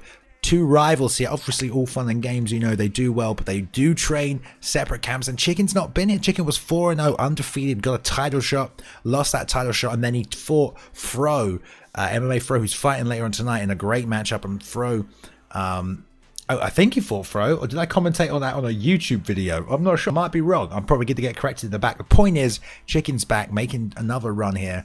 And, man, he was good when he was in the first couple of runs here. Undefeated streak, but Peyton, what a matchup this is going to be. We're going to jump over to the fight right here, Rampage. What do you think of this one? I'm excited, man. I'm excited. I'm hyped because the last fight showed me how, I mean, just showed me the caliber of the stand-up that some of these guys have here in the ESFL. I mean, it was just so one-sided that I'm looking forward to seeing something a little more back and forth this time around. And I think this may be one of those good classic back and forth fights like we saw with the opening fight of the night, T. Wood taking on Thompson. Yeah, that was a great fight here, and man, I'm just excited to see a good matchup. You know, when you know the fight camps are all well and good, and we've got plenty of fighters that don't fight in a fight camp, guys. You know, like you don't have to be in a camp to be one of the best in the world, but if you are in a camp, it means you're training on a daily basis with some of the best fighters in the world, with people who care about this game, care about getting better at the game. So both these guys, the Four Horsemen with EK, two great camps. I mean, you can look at this 5 years time, guys. There will be different teams for this game in this esport. There will be teams, and teams will be what it's all about who you train with, about who the star players are, about who you can get ring time with when you're preparing for competition. So the fact that we've got these teams being established in the early days of the UFC game as an esport means a lot. And right here we've got two of the biggest camps. Hey man, we could be seeing these two teams fight for the next 10 years in this sport. So I'm excited for that. I want to see Four Horsemen taking on EK. EK, the first fighter on tonight. Four Horsemen already picked up a win with who won that Lessons Suspenser fight? Suspenser won. Suspenser won, so they dropped that one there. Oh no, that was Lessons is NWO now, man. I'm getting all confused with my camps. It doesn't fucking matter. The point is, I'm excited. We've got a TJ Dillashaw mirror match. We've got a TJ Dillashaw mirror match. It's going to be a good fight. Let's get it. I'm excited for this one. I mean, anytime you get a T4H against a EK matchup, to me, that's like watching the NWO versus DX in wrestling. It's like the Bullet Club versus the Shield or something. I don't know anything about wrestling, but that sounds great. Like, oh, it's great, trust me. Here is, this is Mr. Chicken right here, rocking the gold shorts. Of course he is, in the blue gloves, Mr. Chicken tonight. And he's here to fight. He's here to reprove his name, talk some crap, get a win. Great hands, great stand-up fire, good head movement, and good at loading those combos. Used to love that that jab, rear uppercut, lead hook. That was, used to love that. So we'll see what he mixes in today. But here we go, man. He's standing off opposite against T4H's Peyton right now. And Peyton, no slouch, man. He's always up there on the leaderboard. He's actually in my stream all the time, all right? I like Peyton. I'm not biased tonight, but Peyton's a nice guy, all right? And he's here to fight, man. What a great matchup this is going to be. So Peyton's well-rounded as well. And want to see how much movement comes out, because a TJ Dillashaw mirror match is one of the best mirror matches you can have. You've got so much movement. You got all the grappling, all the striking techniques you could ever want to implement. So we're going to see how this goes. Second fight of the prelims here tonight, man. We've got some great fights coming up, and here they go, getting after it. Chicken in the blue gloves, Peyton in the red gloves. And you already know I'm a big fan of Mr. Chicken. I like the fact that he talk a lot of ish, and he talking, but he back it up. That's what I like. I mean, he's really good at what he talking. He's really good in the octagon. I mean, he has good preloaded combos. His slip and rips are good. I just haven't seen Peyton fight, so I'm excited to see what he can do against Mr. Chicken. Beautiful combination right there from Chicken. I love the pace they're setting right now. They're really feeling each other out. They're being cautious, but they're trying to implement, their attack. Oh, pull counter, goes short. Peyton with the big right hand, and did a good job closing the distance with the jab, and then planted for the right. He's not reaching that right. He's closing with the jab. He knows he's in range. He's throwing that right. And Chicken trying to return here, but this is a nice, slow, steady pace right here. And you'll see that Peyton right now, like we said, 3-6, number 47 in the world. Chicken returning right now. He used to be highly ranked. That right hand off that jab's landed a couple of times now. Really doing a good job closing with the jab and then planting for that right hand. Yeah, every time my man Peyton pushes forward, EK Chicken is right there planning, ready with that jab, ready with that 1-2. And he's finding most of his damage and success off of that too. The one is just there to confuse the opponent, just there to just give him something to think about. Oh, beautiful left hook right there as I'm talking about it. Beautiful left over the top. He counters that right straight. Right on time. Nice. Yeah, he threw that jab to disguise, like you said, hit the 2 to the body. Chicken thought he was done, tried to throw his own combination. He said, nah, went straight in with the jab, rear uppercut, left hook. So that's a great example of TJ being able to get those rapid combinations off real quick here, using that 1-2 to the body. Chicken thought he was done. He was going to step back out, but he didn't fire off that 3-punch combo. Caught him with the left hook, like you said. And now he's still trying to close that distance, pressure him, letting him eat through the block here to get that right hand. But guys, Rampage, these guys are just, there's been no kicks. They're just in boxing range. They're boxing the whole time right now. Yeah, it's a boxing match, and the reason why they're doing so is to conserve that stamina. They're not throwing too many power shots, no wild overhands. These guys know that they're in for a fight, and they're doing all the right things to conserve that stamina, and I like it. Beautiful snatch back to the uppercut. I like that one right there from EK Chicken. Yeah, and Peyton, man, he's 3-6 right now, but this is his 10th fight. He's been in here, he's been getting rounds and getting ring time in against the best in the world. He's looking real good, real smooth out here as well. But Chicken, man, he's not had that experience. He's been out of the ESFL for a couple of months now, but he's also looking good in his returns. So both fighters looking real smooth, real patient, and this is good matchmaking right here, because they're both trying to fight at the same pace and feel each other out, content to just land when they can land. But Peyton ate a few shots right there, Rampage. Oh yeah, Peyton, he did catch 4 in a row the hooks are firing rapidly from EK Chicken. But one thing that I did notice is Peyton probably has one of the better jabs that I've seen all night. Aside from the Edson Barbosa player that we saw earlier, ooh, nice combination there from EK Chicken. But aside from that, just the way that he's pumping that jab and keying off of that jab right now, I really like that. Beautiful fight, beautiful round from both fighters. Yeah, beautiful round as well. I'd like to see Peyton use a little bit more head movement. He's closing that distance with the block, which is really good. So we're talking about what a lot of fighters haven't been doing tonight. Rather than stepping in, throwing a jab, he's closing the distance with his block up. When he's in range, then he's trying to throw, which is smart. But his block's taking a lot of damage because of that. His block's going down a lot, and going forward, he's got 2 more rounds there. I don't know how much more his block can take, and Chicken doing a good job planting and throwing those combinations, trying to catch him coming forward. But when Chicken's going back on low stamina, that's when Payton's coming over the top of that jab right hand and landing on the head. But here we go, second round, Rampage.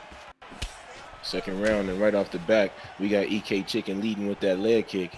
And I think the reason why he does so is just to find range.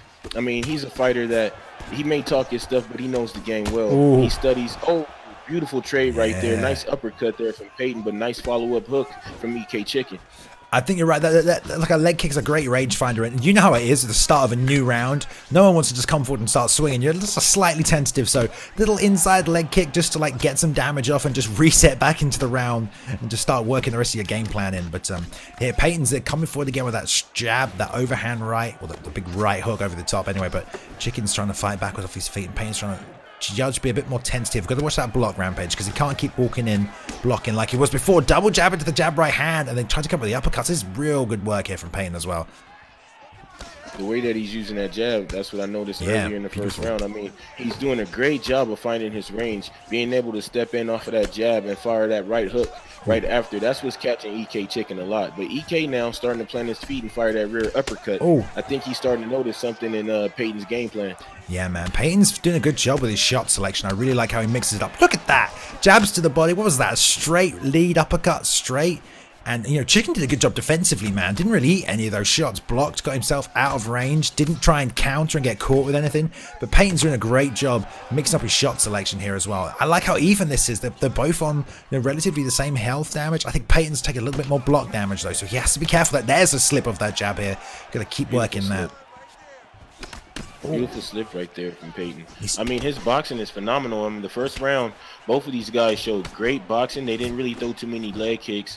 But this round, they knew that they had to go a little bit deeper into the arsenal and try to get a couple of sig shots in. You know what I mean? Throwing the leg kick will eat up that stamina a little bit more, but not if you land it. I mean, these guys aren't throwing air shots. Beautiful hook uppercut there from Peyton. Oh my god, I love this fight right now. It's not like a knockdown brawl, but these two are evenly matched and they're trading beautifully. Good techniques. Damn, that block for Peyton. Eats that uppercut. Trying to just back straight up here, and he's got to be real careful. Think about what he's doing. He's got a minute 15 left in this round. Let's see how these two play it out. They're both very, very content to do the same thing. That's why I'm loving this. It's a mirror match, and they both want to do the same thing, Rampage. They both want to get in the pocket and land their boxing combination. So that's why this is playing out in such a beautiful fashion right now, because they've both got the same game plan. It's just about who's better, who's got the better shot selection, who counters well, who outsmarts the other, who mixes it up, and who catches the other. There's that right hand, man. He's landed that jab right hand so many times tonight. I'm impressed. I'm impressed by both of these fighters. I mean, I like the willingness to exchange from EK Chicken, and I like his set combos. But I'm just really impressed by the jab of Peyton. I mean, it's like he went to the gym and that was what he worked on, you know, keying off of that jab, finding range with that jab. And being able to pump that jab out will find more security for yourself and being able to launch different type of combos. Because if that jab lands, then you know, okay, if I catch him on the next one, then maybe I could follow up with maybe 2 strikes. But right now, it's not a stamina battle. Both of these guys have been really good at conserving that stamina going into the third. So this is the round where I think we're going to see them both pick up the pace, because it's time to get the job done. And aside from what we saw between Lessons and Suspensive, where they went in there and just threw caution to the wind, these guys are giving us the other side of it. Yeah, man. Beautiful analysis, by the way. It's been good to have you here, Rampage. I appreciate you stepping in, giving your analysis. Oh, man, appreciate being back, man. And I really hate that I was gone so long. Ah, it's all right. we're still here, aren't we? All right, third and final round right now, guys. We got Peyton representing the Four Horsemen tonight, taking on EK's Chicken, who lands that beautiful pull counter uppercut right hand over the top and in the guard, trying to finish the fight with the elbows. And Peyton's got to go wisely, gets the fit on hooks. Beautiful. Get up here. Yeah, that was a beautiful way to escape right there, being able to get his feet on the hips and push EK Chicken off. I mean, he went to that escape immediately, but beautiful slip and rip. That's been the message of the night, guys. Slipping and ripping, because that's finished I don't know how many fights here. Oh, my But beautiful way to get back up to the feet. Man, Peyton pulling out all the stops right here. He's stepping in, and Chicken's landing that right hand, and now that leg kick he's been putting in all fight long is really going to pay off. He's going to have to switch southpaw, and he's going to here, but he's backing up. He's got to be careful. He's going to have to slip and find a counter of his own, I think. Damn, that pull counter just at the right time, because his block has really taken that damage with EK landing those shots. And Peyton having that. You can see Bailey. Here come those power shots. Oh. Here they come. Big overhand rights, big head kick. Beautiful duck there from Peyton. Woo. Oh, my. Bringing out that inner Neo. God, man. These pull counts from both fighters. Peyton surviving, saying, nah, I've been doing 2 rounds of work. I'm going to take it to the decision at least, but maybe not. Oh, there we go. EK Chicken, welcome back. Because that right there was yeet worthy. Yeah, man. It was. Good fight. Good fight. Taking out Peyton here. Good little return fight for Chicken. Peyton. And there was such a great fight between both of them, man. Just the trades went either way. That third round started to get the better of him and continued that momentum. Carried it on here as well, which was just fantastic. But, man, that lead hook. He threw the uppercut first, then the lead hook, rather than the lead hook, then the uppercut. And if he'd have thrown the lead hook first, he would have slipped it right there. And the uppercut, he would have had his block up, or he probably would have, you know, it may have hit him with it afterwards, but it doesn't matter. He mixed up those combos. Chicken just pressure, hitting that block as much as he could. And I think Peyton, a little bit more head movement when moving forward, might have had more block, might have been able to survive some of those shots going into that third round. Right. I can't take anything away. I don't want to say anything that these fighters did wrong. I want to talk about what these fighters did right. EK Chicken was able to plant his feet, preload his combos a little bit better than Peyton was, but Peyton came out tonight with a beautiful jab. I mean, it was so crispy. It was so crispy, guys. And it's something about watching a fighter in a video game that knows how to use the jab correctly. Such a simple tool in a fight. But when you can use it correctly and pod and poke your opponent like that, it sets up so many different things. And he didn't really use it to set up the traditional combos that we see in the game on a regular basis. He used it to really stop his opponent from coming forward. He used it to set up opportunities to go forward. He used it to set up combinations. I mean, beautiful work from Peyton. But Chicken, like I said, man, welcome back. Yeah, a great fight. Just a great fight. I love that they both had the same game plan. They went toe-to-toe. They mirror matched. They did the same thing. And, you know, it could have gone either way on other nights, but definitely great performance by both fighters and by Mr. Chicken. But Rampage, man. Right now, we got the return of Matty Ice, and he's fighting Creel Daddy, a great fighter here. And oh my goodness, they're ready to go. They are in the lobby. We're going to switch over, and Matty Ice going with that vintage T-Ferg pick. That's a Matty Ice pick right here. Oh my god, Rampage, what a fight we got right here between these two. Another returning fighter as well. You already know how I feel about Matty Ice. Like I said, this guy is one of the originators of Jiu-Jitsu when it comes to EA Sports UFC. He's been dominating people on the ground since UFC 1. So since what, 2014, 15, whenever that game came out, that's a lot of years of beating people up in one position. And then out of nowhere, I tuned in to ESFL, seen Matty Ice fighting, thought I was gonna see a takedown affair, and he's just beating people up with some of the slickest head movement with Tony Ferguson. I was blown away. And that's one thing that people don't understand. If you got one side of the game locked down and then you decide to venture off in another and you become great there, that's when you truly become legend status. And Matty is a legend, so I can't wait to see this matchup. Yeah, and Creel Daddy going with the Conor McGregor pick. I mean, Conor McGregor is just obviously at 155, just absolute destruction. 98 head movement. I don't even know what his speed at is. I think it's 98 as well, but if you're striking, I mean, you have an advantage over everybody on the feet. And Creel Daddy, man, a great striker, so dangerous. And He's gone with that Conor McGregor pick, so he knows what he wants to do. But here we got Matty Ice making the return, formerly number 3 in the world here, one of the best fighters ever. With jiu-jitsu, man, you don't see people in the top rankings. You don't see people in world tournaments with their jiu-jitsu. But the last fight we saw him in, he'd just come off winning a boxing-only tournament on this game, and he won that, and he destroyed with his hands. So we know he's got stand-up as well. He's not just a grappler. He can stand. He's going with his T-Ferg. Matty Ice is the kind of guy that likes to pick one fighter, get really good at them, know their techniques, and everywhere they can go from there. You get someone like that with Tony Ferguson. There are so many options, so many techniques. It's going to be a barn burner. It is, I think, the 7th fight of the night. It doesn't matter. We're getting it on. No touch. Matty Ice in the red gloves. Creel in the blue. Let's get it. Real Daddy coming out with that Mystic Mac, and I like his attack so far. He's staying close in range, fires off the 1-2, but it's just what I'm looking forward to is seeing what Matty Ice can bring to the table. And I don't want to take anything away from the McGregor, nothing at all. It's just a little bit of lag there. It's just I'm so impressed with Matty and his previous performances, and not being around for a while. This is something that I've been looking forward to seeing all night. How much he's improved. I can hear the fight going on in the background. I'm wondering whether I will just do a quick refresh on the stream on our end, because I can't see it happening, but I know it's happening in the background. We'll do a quick refresh because we don't want to lose this fight while they're getting it on here. Hopefully that brings it straight back right here, because it was all crispy and fine before then. Oh, getting a load on it. Come on, come on. Well, it's only the first rounds right at the start, so worst comes to worst, we can just have them reset and do this again, because it did freeze out, and now I'm not getting it back after that happened. I don't know about what's happening on your end, Rampage. Yeah, I'm locked up as well. All I see is a little dot beating like a heart right now. I got the same thing. All right, well, we can always get word to those fighters and let them know. If it comes back in the next sort of 20 seconds and everything's good, we can pick it straight back up. But if not, we can just get them to restart that and get back into it, because the hype was so real, man. We did such a good job of bigging that fight up right there. Well, then let's talk about the keys to victory.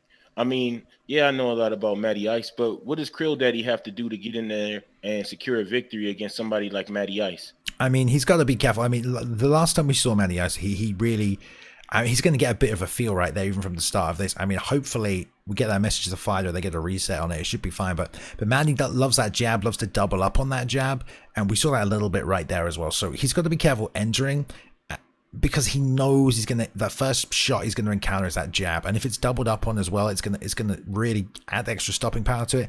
And then the leg kicks are gonna come out from Manny, because that's where he's gonna want to work. He's always got to be careful of walking straight into those clinch attempts. So Krill Daddy, I think he's got to use some head movement and get some counters off, some slick counters, and that roundhouse to the body, man. That roundhouse to the body is gonna what he wants. But the more you throw those kicks, the better chance you got of getting taken down. So it's really a case of, you know, pick your poison. Be aware, stay on the outside, slip that jab, bang that straight left, lead hook to the body, and that roundhouse, that shot to that liver as well. Those are some great keys. For Matty Ice, I like to see him use that stand-up that I talked about previously. I feel that if he goes in there, stands in the pocket, and uses those pre-loaded combinations that we've been seeing throughout the night, I know some of the combinations that he throws, they are keyed, and they are thrown with intentions to hurt you. I mean, this is a guy who studies the game, and what I mean by studies, he studies the game. He wants to know what shots are going to hurt you the most, because he doesn't want to waste any.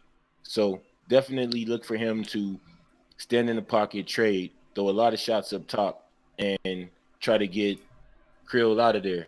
But for Krill, like you said, I like to see him stay on point. He is using Conor McGregor, so I like to see him stay on point with the jab. Yeah, we'll see. Oh, and we are back. Oh, we are back. Are they still fighting? I just got word from the back that we were going to move on to the next fight, but if they're still going, if they're ready to go, we can take this one. They are. Let me have a quick look. The stream is now offline. Okay. I think they're going to reset it. All right. Well, we'll stick with the word from the guys in the back. He said move on to the next fight, as the next fight is ready to go-ish. Now we're caught in this limbo place. All right. Let's have a look. I've just dropped that one again, Rampage. I don't know what you're seeing here. Yeah, Matty Ice is done. All right, we'll see. I'm sure it'll come back up. Let's see if we got these two in the next one. The next fight we were going to move on to is Jigsaw v Preacher, which is a great match here, number 22 versus number 11 in the world. So, man, in either case, it doesn't matter if we go to the next one. It doesn't matter if we wait for this one. you know, both these are going to be great fights. So let's hope we get so many good fights on the card tonight that, I mean, I hate to skip over fights, but it's kind of like you fast forward into another good one and another good one. Exactly. Another good Let's one. have a quick look at it's like we can't go wrong. Let's have a quick look at that fight card, because what we got next, because that was our 7th fight, Mr. Chicken right there with Peyton. But yeah, Matty Ice taking on Creole Daddy. After that, we've got EK Preacher taking on Jigsaw. I mean, that is a striking matchup right there. Preacher really well rounded as well, though, so anything could come out of there. And that is number 22 taking on number 11 right there. And then we've got Darth, man. Darth is always in like the top 5 ranked on Xbox. Every time you look at them ranked, he's always up there, man. I fought him like a couple of times online. It's ridiculous. Doesn't matter. He can take the fight anywhere and dominate you. But he's fighting Spider Rampage. I don't know if you've ever seen the Spider fight, but he is incredibly creative. Always has a new little combo for us every time we see him. Always has a little technique, a little shot that leads into another shot. And they'll set up for like a 2-punch combo or a kick followed by another kick that you didn't even know you could do. And he's a fantastic fighter, so that'll be great. After that, Priox's first throw. I don't even need to talk. We'll talk about that when we get to it, because that's just so good right there. Then we got Combo, or is it? I think Combo is taking on Durr still. Yes, fight is still going on. So Durr taking on Combo will be fantastic. Durr, man, rose through the ranks so quickly. Just an absolute phenom, blasting his way through, and taking on a Combo here, who another great striker. I mean, those top 3, I mean the main event and the top 3 fights of the night, all fantastic striking matchups. I don't even know what's going to happen. I mean, we've got the champ defending his belt. It's all happening tonight, man. It's all happening. It's a great card. Like I said, what a great night to return back to the commentating booth. I mean, to come back on the championship night, to come back to see a co-main event like Combo versus Durr. I mean, we got Prioxis taking on MMA Fro. That's another great fight that I've been looking forward to. Darth, I'm familiar with. I know what he's about. This guy has hands as well. And he's taking on the Spider, somebody I've never seen fight before, so I'm interested to see what he can do against Darth. And I want to say thank you to everybody who's been hanging out tonight in the chat. Thank you guys for having me back. Balium, ESFL, thank you for allowing me to come back and commentate, man. It's been some great fights tonight. For sure. And I think we're going to jump to the next fight of the night. They are ready to go. Matty Ice going to get it back on. We got Jigsaw taking on Preacher, so we're going to move on to this one to keep the fights moving right here, guys. So Jigsaw taking on Preacher, and we will bring you that Matty Ice fight versus Creole Daddy in just a second after this one. But this is what we're going to jump onto. These guys are ready. Jigsaw versus Preacher at welterweight. What a great matchup we've got here. Locking those picks in. And we've already seen this once before tonight, Rampage, haven't we? Thompson versus Woodley. Oh, yeah. We've seen it one time before. And it's time to watch it again. But let's see what the outcome is going to be this time around. I mean, last time we saw unexpected great wrestling coming out of Dev Raider using Stephen Thompson. I mean, the way that he was able to get from underneath T Wood and get on top of T Wood and control him, it was pretty impressive. I mean, for his first fight here in the ESFL, he really showed the well-roundedness of one Stephen Wonderboy Thompson. For sure. And this is another EK guy we've got here tonight. I mean, EK 1-0 right now. They got 3 fighters fighting. Preacher's number 2 guy to fight tonight. But look at this. 19-9 these guys fought before. I mean, Jigsaw is a puzzle way, but he really is, man. There's a lot of stuff to be careful of when you're fighting Jigsaw, man. Got some great stand-up, and Jigsaw picking up Stephen Thompson. I mean, you want to be careful. At any point, a wheel kick could come out and take your head off. Jigsaw is not playing around when he picks up a striker like Stephen Thompson. But he is fighting this man right here, EK Preacher, one of the best to do it out of the EK camp. EK already got that victory tonight. You know they're going to be hyping him up. They're happy for Chicken. Preacher stepping up next. Great fight. We've seen him time and time again. Currently ranked number 11 in the world in the ESFL. Number 11 out of the 100 fighters we've got here. Number 11. That is crazy ranking. 8-7. Had time on the mat in the ESFL. Fought the best of the best, hands down, over and over again. And he's here to fight tonight. And he is fighting the freaking killer that is Jigsaw. 736, man. Jigsaw steps up every time. Just an absolute ruthless striker. And just watch the spinning kicks. You don't know what Jigsaw's going to throw, but they're getting it on right here. And round 1. Jigsaw in the red. Preacher in the blue. Preacher coming out firing that uppercut, stepping in. But it's the cautiousness to Jigsaw right now. Stand on that outside, trying to circle away. But right now he's kind of circling into the power hand of T Wood. And you want to see how much distance a Jigsaw creates when he's backing out like that. That's when you want to be careful, because kicks like that require space to execute. Head kicks don't even become head kicks if you're too close. So wise, he tried to double up on it. A little cheeky there. Maybe Preacher, he thought Preacher wouldn't get that easy block off there, just to know about that. And using that lead leg side kick to the body, to the head here, to mix up on Preacher. And Preacher's got to cross a lot of distance with T-Wood right here. That's a big gap to cover. And there's a beautiful step and outside, using the angle, cutting it off around the roundhouse to the body. So Jigsaw, man, he wants his space, he wants his distance. He's got a lot of room to cover here. Oh, but it leads right into that lead Beautiful uppercut. Oh, beautiful timing there from EK Preacher to key off of that head movement of Jigsaw, and land that nasty uppercut right there. Yeah, Jigsaw number 22 in the world right now, so he wants this top spot. He's fighting someone just on the cusp of that top 10. If he can beat Preacher, he proves he can get up there to the higher echelon of competitors we have here. But those leg kicks do a lot of damage when you're playing as T-Wood, and Preacher wisely kicking that outside, that lead leg. It's going to really slow down some of the movement from Jigsaw. Just play into his game. He has to think about the different elevations of shots. It's also a nice clean attack he can land safely at long range as well, which is where Jigsaw's trying to keep this fight. I love this pressure with this feint, this forward pressure Jigsaw's doing, but it's like outside forward pressure, very Darren Till like, you know, walking him down, stand just outside the punching range, doesn't want to overcommit and get caught with a big right hand. Yeah, Jigsaw is playing a beautiful stamina game right here with EK Preacher. I mean, stepping in, both fighters are being extremely patient, and I do like that. Firing off a few shots here and there, but the shots that they do fire, they make sure are going to be working. Just like that right there. Follows it up with the beautiful right and left hook to the body. Nice work from Jigsaw. Yeah, a little miss there by Preacher. I think it was a 1-2 or a left hook, right hook outside. And before that right hook even finished the animation, that right roundhouse was up in the air from Jigsaw, right along the side of the neck right there versus Preacher. Get that rock, 2 shots to the body like you said. Good work from Jigsaw, and no follow-up. He knows that's where he needs to land. Oh, that block though. He's dropping here, but he knows he needs to land. That's good. And damn, the power just corralling him into that right hook. Preacher doing a good job there, staying in range for all those right hands despite the movement of Jigsaw. So Preacher, man, you can tell he's used Woodley a lot. He knows what he can do, stepping in, blocking, and then countering. Tries to slip off that jab to the outside, but great job following up with the straight. So man, this is a real technical strike. The head movement right here from EK Preacher. I mean, if you notice what he's doing, he's using the head movement followed up by great footwork, slipping to the outside, trying to stay away from that right straight of Wonder Boy.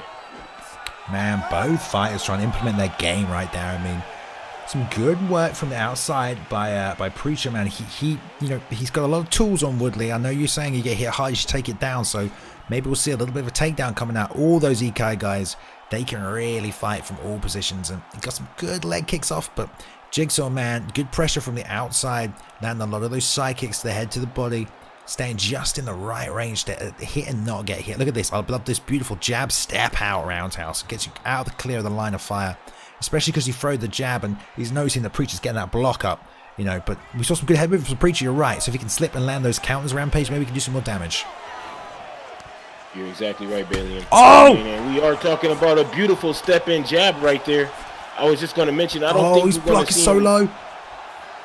Shoot for a takedown here. I mean, EK, the Elite Kings, they've been around for a while. These guys aren't going anywhere. He's been in this position before. He does know what T-Wood is capable of. And as you can see, he's trying to damage that block now using these power hooks in the inside. Yeah, he's doing a nice fire back from Jigsaw. A good job with that stamina as well. It's lower than Jigsaw's, but, you know, you're playing T-Wood. It does drop a little bit lower, but, man, had him hurt. And the block was so low, he just stayed on him, man. He's in range, Preacher. He knows exactly how much distance that right hand of Woodley travels.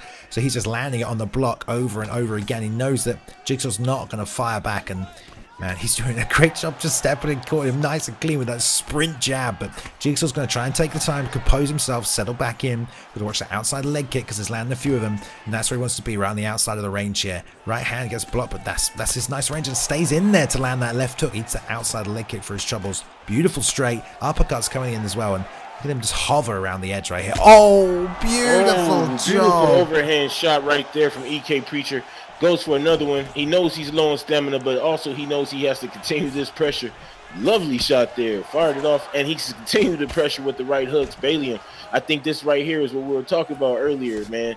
Knowing when to throw those power shots, knowing when to find the right timing. But it's Jigsaw who's looking still amazing from the outside, keying in, staying light on his feet, flicking that 1-2, breaking down the block at T Wood, EK Preacher. Man, nice shot there though by Preacher. That got me right there on my out the seat a little bit. Oh, it was beautiful, and he it's like a reactionary shot, man. This is how high level these guys are, you know. Like as soon as that side kick of that lead leg fell short, the overhand was coming, man. He knew he could throw it, he knew he could land it, he knew it would rock him, and there's the right hand as well, catching him right on the chin because he starts circling around that way. Southpaw leaves him vulnerable here, drop that left side, especially because he's leaning off to his left. This is just the way he's moving because he wants to step out and land that roundhouse. That's why he was moving that way, but he moved right into that right hand off that jab, and that's all it takes if you're playing Tyron Woodley. So he's got to be careful if he keeps moving out that way, because that's what Jigsaw's trying to do. He's trying to step up to his left, land that roundhouse, or land that left straight.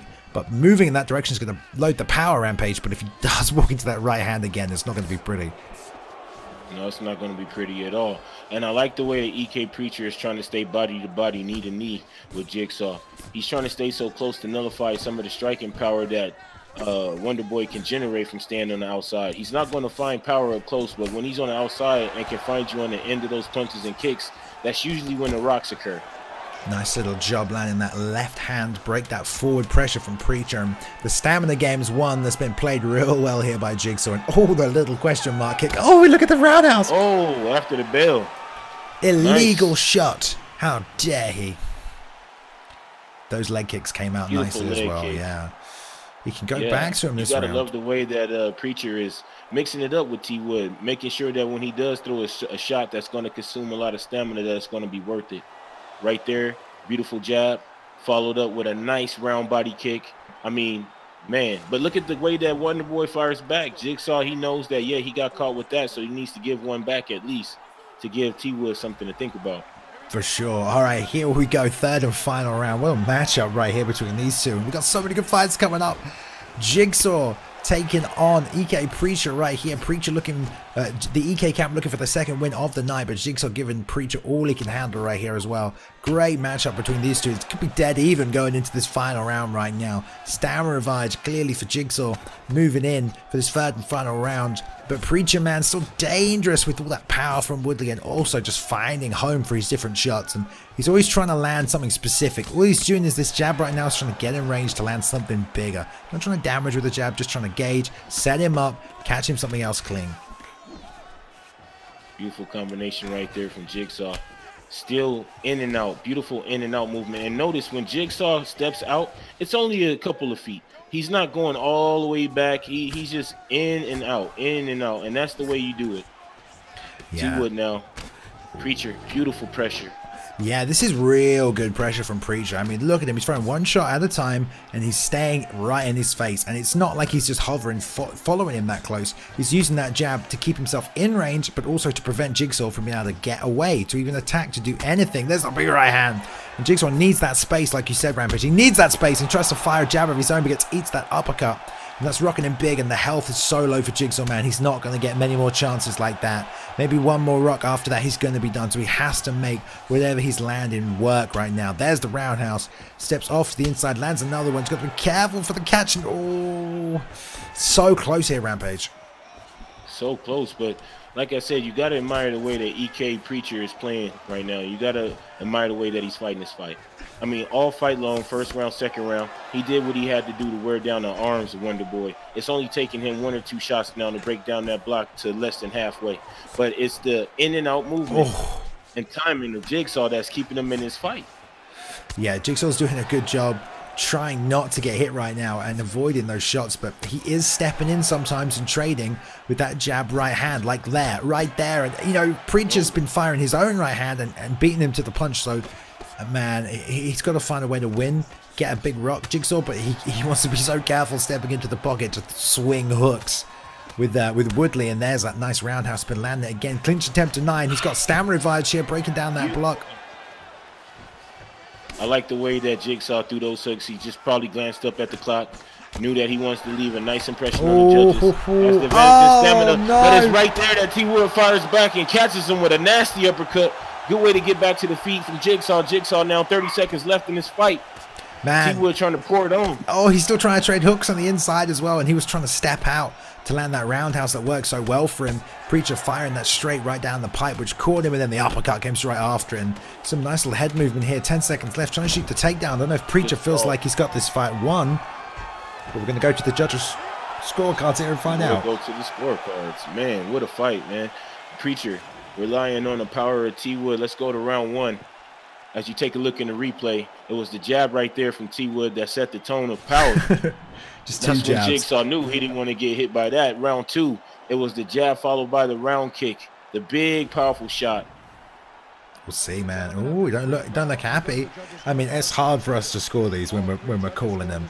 I'll tell you that. But all 3 rounds. Ooh. All right, damn. And All right. Preacher showing his number 11 in the world for a reason right there. Right there. I mean, Balium, I'm a fan of the sport, and I'm going to keep it real. All 3 rounds, I think not. But like they say, it's EA Sports. If it's in the game, it's in the game. I've seen that happen so many times in real life where it's like, what was the judges watching? But beautiful work in round 1 from Jigsaw, as we saw nothing but crispy striking, beautiful combinations. I mean, he had EK Preacher on the ropes, but it was round 2 where Preacher came back firing off those power uppercuts and finding a home for that power right hook. I mean, that's what really changed the momentum and turned the tide of the fight to where Jigsaw had to stay on the in and out to remain in a point fighting mode and to seal that victory, whereas Preacher was just kind of more of, you know, biding his time and just looking for those power shots to land those good significant shots in there to secure the victory that way.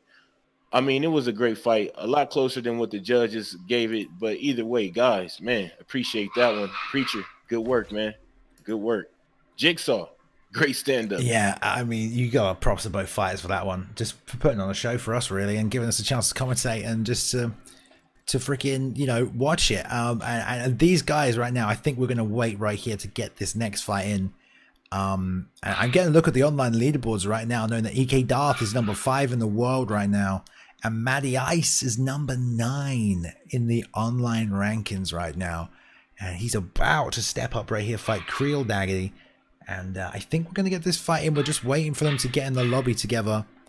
I can hear a dog there. Is that yours, Ram? My bad. That's all right. It's just, my bad. If we don't acknowledge it, it's even worse, isn't it? If we just pretend we can't hear it. Yeah, I just brought him to the fights with me because I was like, man, forget that. We both about to watch some good matches tonight, Fido.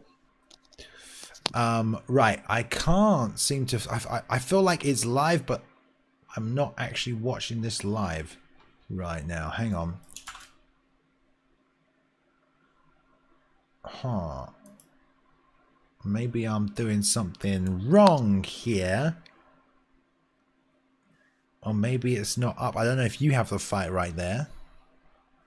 No, I don't have it up at the moment.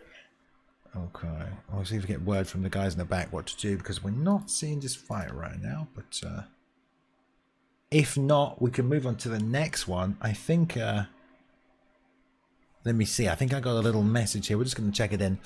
We don't want to take an intermission, guys. We want to keep these fights coming for you. Oh, right. Okay, I have been sent it. I believe it's a different link right here. I will paste it for you. And these guys are probably just waiting for us. Like, come on, we sent it to you. All right, let me drop this in a place that you can see it, and we'll get this fight going here. Oh God, that didn't even work. All right. Gosh darn it. All right, we'll get it going here, because this is a great matchup, man. We hyped this up so much. The return of Matty Ice versus Creel Daddy right here. So looking forward to this one. And damn. All right, here we go. All right, looks like we're gonna get this one in for you guys. All right, let me just navigate my way over there, and we'll jump on in. Hopefully we'll see that Conor McGregor T. Ferguson matchup again, because that's always an entertaining fight. And here we are. Looks like they're good. It is real crispy. They are jumping in before we are even ready, but that is okay because I've got the fight. Have you got it there as well, Mr. Rampage? Oh, yeah. All right. Beautiful. Right. Well, here we go then. Let's get it on. They've already picked the getting it in. They are getting it in. And Matty Ice right now, number 9 in the world, like we said, returning here, formerly number 3 in the world in the ESFL, fought the best in the beginning days, pulling off rolling knee bars and crazy things like that. Let's see if we can get any of that off tonight. But he does have great stand-up. We're going to look for him to pump that double jab because he's got to keep Krill Daddy off of him. But also, he's not going to get slipped on Rampage. If he gets slipped on and he gets countered, he's going to take a lot of damage. Of course. I mean, anything Conor McGregor throws, he's throwing it with intentions to end the fight. That's the way he was designed in the game, and I think that's just the way God designed him in real life. That man has the TOD and left hand and right hand. So we're just going to have to see what kind of combinations he can come up with to keep Matty Ice in check. But Matty Ice, can't sleep on that stand-up. He got them hands. He got them Braun Strowman. Yeah, aids a big left hand right there, trying to grab that single collar, and they're both coming out pretty fast right here. If Matty wants to grapple or set it in, I think he's got to slow that pace down a little bit, slow that heart rate down. I'm sure he's doing fine. Krill Daddy knows what he's got to do. Land that left hand, a beautiful job. Jabs into that big left hand, then fires the left hook. And damn, man, he's planting and throwing as Matty is stepping in right here. Yeah, beautiful combinations right there from Krill. Like, maybe he might have had a little opportunity to rethink his game because, man, he's coming out on fire. Yeah. And I like it. Matty, this is what you have to do to beat somebody like Matty. Matty is stepping in with that jab. It's double jabbing it, but if he keeps walking forwards, he's going to walk into something big. He needs to be careful about stepping in with the jab. I mean, he's using it to close distance. He's using it to pressure. He's using it to push Krill back. But when you're walking in, throwing the double jab, that can get quite bad. And he's getting them leg kicks in, but he is eating those counters of Krill. And you know, he can play the stamina game right here. Nice outside leg kick. Tries to grab the single collar. Doesn't get it. And if you're Krill, man, you know what Matty's trying to do. He's trying to grapple. Great little combos, though. Way to deny that clinch. He's doing a good job landing these leg kicks from the outside, but he's always there for these counters, and it's hard to not be there for the counters. Even when you land those kicks, he's still in range for those counters. And Krill Daddy knows this, man. Krill Daddy knows this. He knows he can plant and throw, and that's all he needs to do. Lands big and hard and powerful right there, and that's all you need for Conor, man. You can stand and wait, let people come to you, and just return hard with those punches. Oh, man. Big left hand there as well by Krill Daddy. That's straight coming over the top. Matty's got to find a safer way on these entrances here. That double jab not working so well for him right now. Trying to step in. That's what he wants. Get the fake out here. Get him to swing and miss. But wherever he lands, he's just in range for those fast hands of McGregor. And that's why it's so hard to deal with him. Very hard to deal with any type of Conor McGregor player. I mean, especially one that know what they're doing. And right now, Krill is showing us tremendous patience right here against Matty, and nice combinations. Anytime that they engage in the middle, Krill is willing to stand there, hold his ground, and fire off beautiful combinations. That's a big roundhouse for Matty. Then he went back to a nice overhand. He went back to a roundhouse. This is good. And this is much better for Matty because he's mixing up his attack.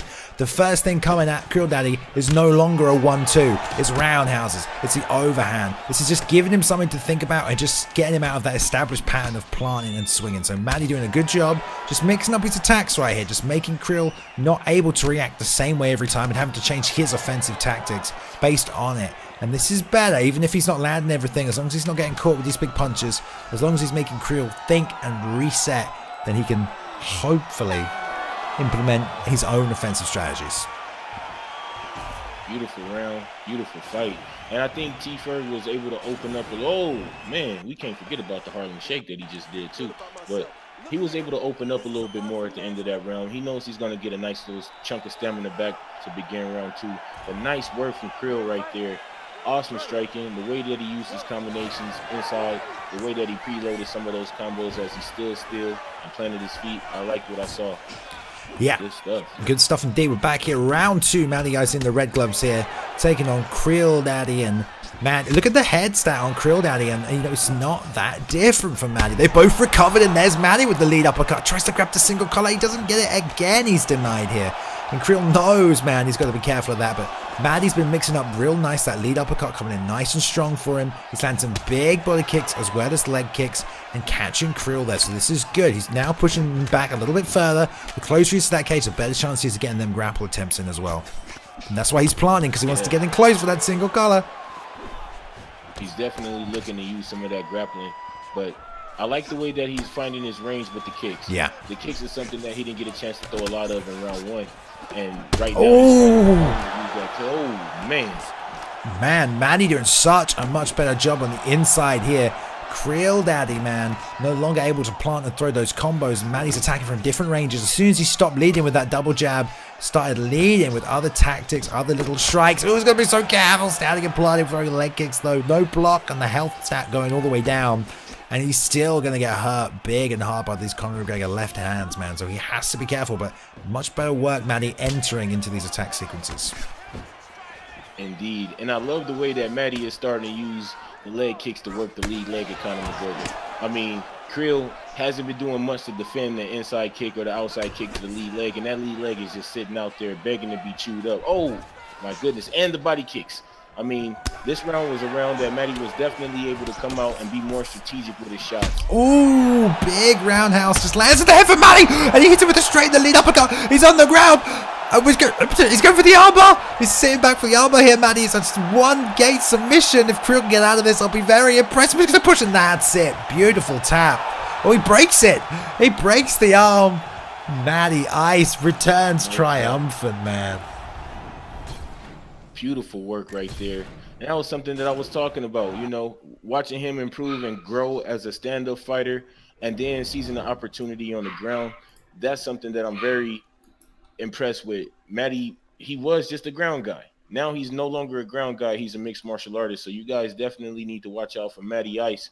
But great work, though, out there from Krill. He showed impressive stand-up. He showed nice combos with McGregor. I mean, he wasn't your typical McGregor. You know what I mean? He didn't just try to power Maddie out the game. He stood there and threw beautiful combinations. He used the 1-2, 1-2. He followed up with beautiful 1-3s. I mean, man, what more could you want from a fighter? Yeah, and it was like a point in that fight where Maddie stopped and then rethought his entry strategies, because he was just walking in, throwing that double jab, walking in, throwing that 1-2, and that's easy for Krill, man. He can just make the read, get the timing, knows when he can plant, when he can throw, and he was hitting Maddie early on in that fight really hard with big shots. But Maddie, good job making those adjustments. He threw some roundhouse into the body, some overhands, just some real wild stuff you wouldn't expect, stuff that caught Krill just completely off guard, and then he carried that on into the second round, really mixed up his strike. And even though he wasn't getting those clinch attempts, Krill had to be aware of that constantly. He doesn't want that to happen. That's a real threat to have in your game. If your opponent's constantly worried about getting clinched, or okay, I got to worry about the clinch, as you're getting picked apart on the feet. I mean, yeah, man, mixed martial artists for sure, and it's good to have Maddie back, man, because he's one of the best players in the world, for sure. One of the best players to ever grace the sticks, I'll tell you. I mean, like I said, watching somebody develop from UFC 1 all the way to a pure mixed martial artist as he is now in UFC 3. I mean, he's dangerous everywhere. In the striking department, the grappling department, and the clinch. He's dangerous everywhere. He can finish you everywhere. And if he locks on a sub, it's a 90% chance he's going to get it. So, guys, I mean, if you have a matchup coming up against Maddie Ice, you know, brush up on a little bit of everything. Don't just think that you can get in there and maybe strike with him and KO him and get the easy one. Or don't think that you're going to get in there and just try to grapple with him and get it done that way. I mean, Maddie's going to be bringing the fire every time he's in that octagon. But Krill, you're going to have to watch out for them hands, man. That boy was lightning quick with that Conor McGregor. He's definitely going to knock a few people out here in the ESFL when he gets another opportunity. For sure, man. And he will be back as well. You can guarantee that, you know. Nobody sits out for too long when they put on performances like that. He's going to want to get that win back. You can bet that as well. So, yeah, there we go. It's good. It's good. And it's time to move on to the next fight of the evening, man. This is a very, very good matchup we've got here. We've already done the next fight, so moved on to the one past that. It's going to be EK Darth taking on the Spider right here. And, man, am I excited for this one. It's going to be a welterweight. Looks like we are going to get maybe a Darren Till pick from the Spider. Maybe he's been inspired this week using a little bit of Darren Till and Spider-Man. He's a phenomenal striker. Really good on the outside. Really good at picking his shots, mixing them up, and hitting you with leg kicks, body kicks, all kinds of different striking techniques to really make you have to think about what's coming at you next. What am I going to do? And before, you know, it's one of those fights you almost think too much. You know, you think too much and you're already getting caught with stuff. And Cody Dank, real quick. Cody Dank, thank you for that sub right there, Cody. Coming back on ESFL gang all day. Thank you very much, Cody. Sorry, Rampage. No worries. Shouts out to Cody Dank out there. A matter of fact, shouts out to everybody in this stream, man. Appreciate you guys rocking with us tonight, man, as we get ready for Darren Till taking on T Wood. Maybe he can switch things up and rewrite the hands of time, and we won't see the same outcome as last night. Yeah, man. We'll see, man. It should be good. But here we go with that Woodley pick here. Mr. EK Duff, currently number 3 in the world, I think, on the rankings right now. Always up there. If you've ever fought this guy in the rankings, you know how aggressive he is, how much forward pressure he can put on you, and how he can fight anywhere. Anywhere he wants to fight. The clinch, the ground. He's one of the best ground fighters in the world for sure. And his stand-up is phenomenal as well. So, but he's fighting the Spider-Man, who is uniquely gifted in the art of 8 limbs, and he's taken Darren Till, so you know he's got those knees to the body, he's got teeps from both legs, he's got roundhouses, he's got 1-2s into same side roundhouses, same side body kicks, he's got elbows, he's got spinning elbows, he's got front kicks to the face from the outside, he's got outside leg kicks to the roundhouse of the body. He's got all the combinations and striking techniques you need to be successful in this fight. He has a clinch game as well, so he can compete in that aspect. He just can't let this hit the mat. He's have a tough time getting off his back. But here we go. Spider in the red gloves. We've got EK Darth repping the EK team in the blue. Let's see how this one goes. Man, both fighters come out. One tried to show a little respect. It turned into a time affair automatically. Darth coming out, pumping that jab, looking for that leg kick, which is caught. Spider fired off a leg kick of his own. Beautiful combination there, though. Yeah, and that 1-2 of Darren Till travels so far and does so much damage. It's a beautiful thing. And again, Till's good in this division because he can complete in the clinch with some of the best, which is a nice little thing to have, because a lot of these entries, these takedowns are going to come from these clinch positions. But Darth, man, wasted no time knowing he has a good grappling advantage, and he's so good on the ground, Darth, man. We've seen him dominate some of the highest competition with people like John Jones, all kinds of good grapplers on top. Wisely patient, waits for that little short shot to the body, grabs that body-to-body suplex. Down he goes to the mat here. Got a nice strong side control position, and look at Spider's feints, trying to get out of this position, real patient, and gets that hip bump back to the half guard here. Yeah, T Wood just hit down with the belly suplex. A nice transition there into side control. This is where T Wood's gonna look to control, and I like the transition fakes from both fighters. You know, showing that experience inside the clinch and showing that experience on the ground, to use these feints to be able to transition into a better position. You know, to get into a more advantageous position in this game is not easy, especially when you have a fighter on top of you that knows how to control you on the ground. Yeah, I mean, Darth is so good on top. He is so hard to get off you. He rarely makes mistakes, and you really have to find a creative way to escape. And look, gets a full guard here from Spider-Man. The posture up, getting the pass guard immediately is Darth, and Spider's going to have a real tough time trying to get up here. This is the only place he probably couldn't contend in this fight evenly, and he's found himself here straight away with 2 minutes left in this round, but he stops the posture up into the transition. Beautiful sweep right over the top, and Spider's on top. He's probably going to play safe, gets the stand up, and wow, man, stops it, gets a little deny. Triple fakes coming out, trying to get the side sit, and going for the stand up here is Darth, and he gets it, man. Spider back on the feet, so's Darth. Let's go. And beautiful time, back to back. This fight is about to be lit. Let's get it.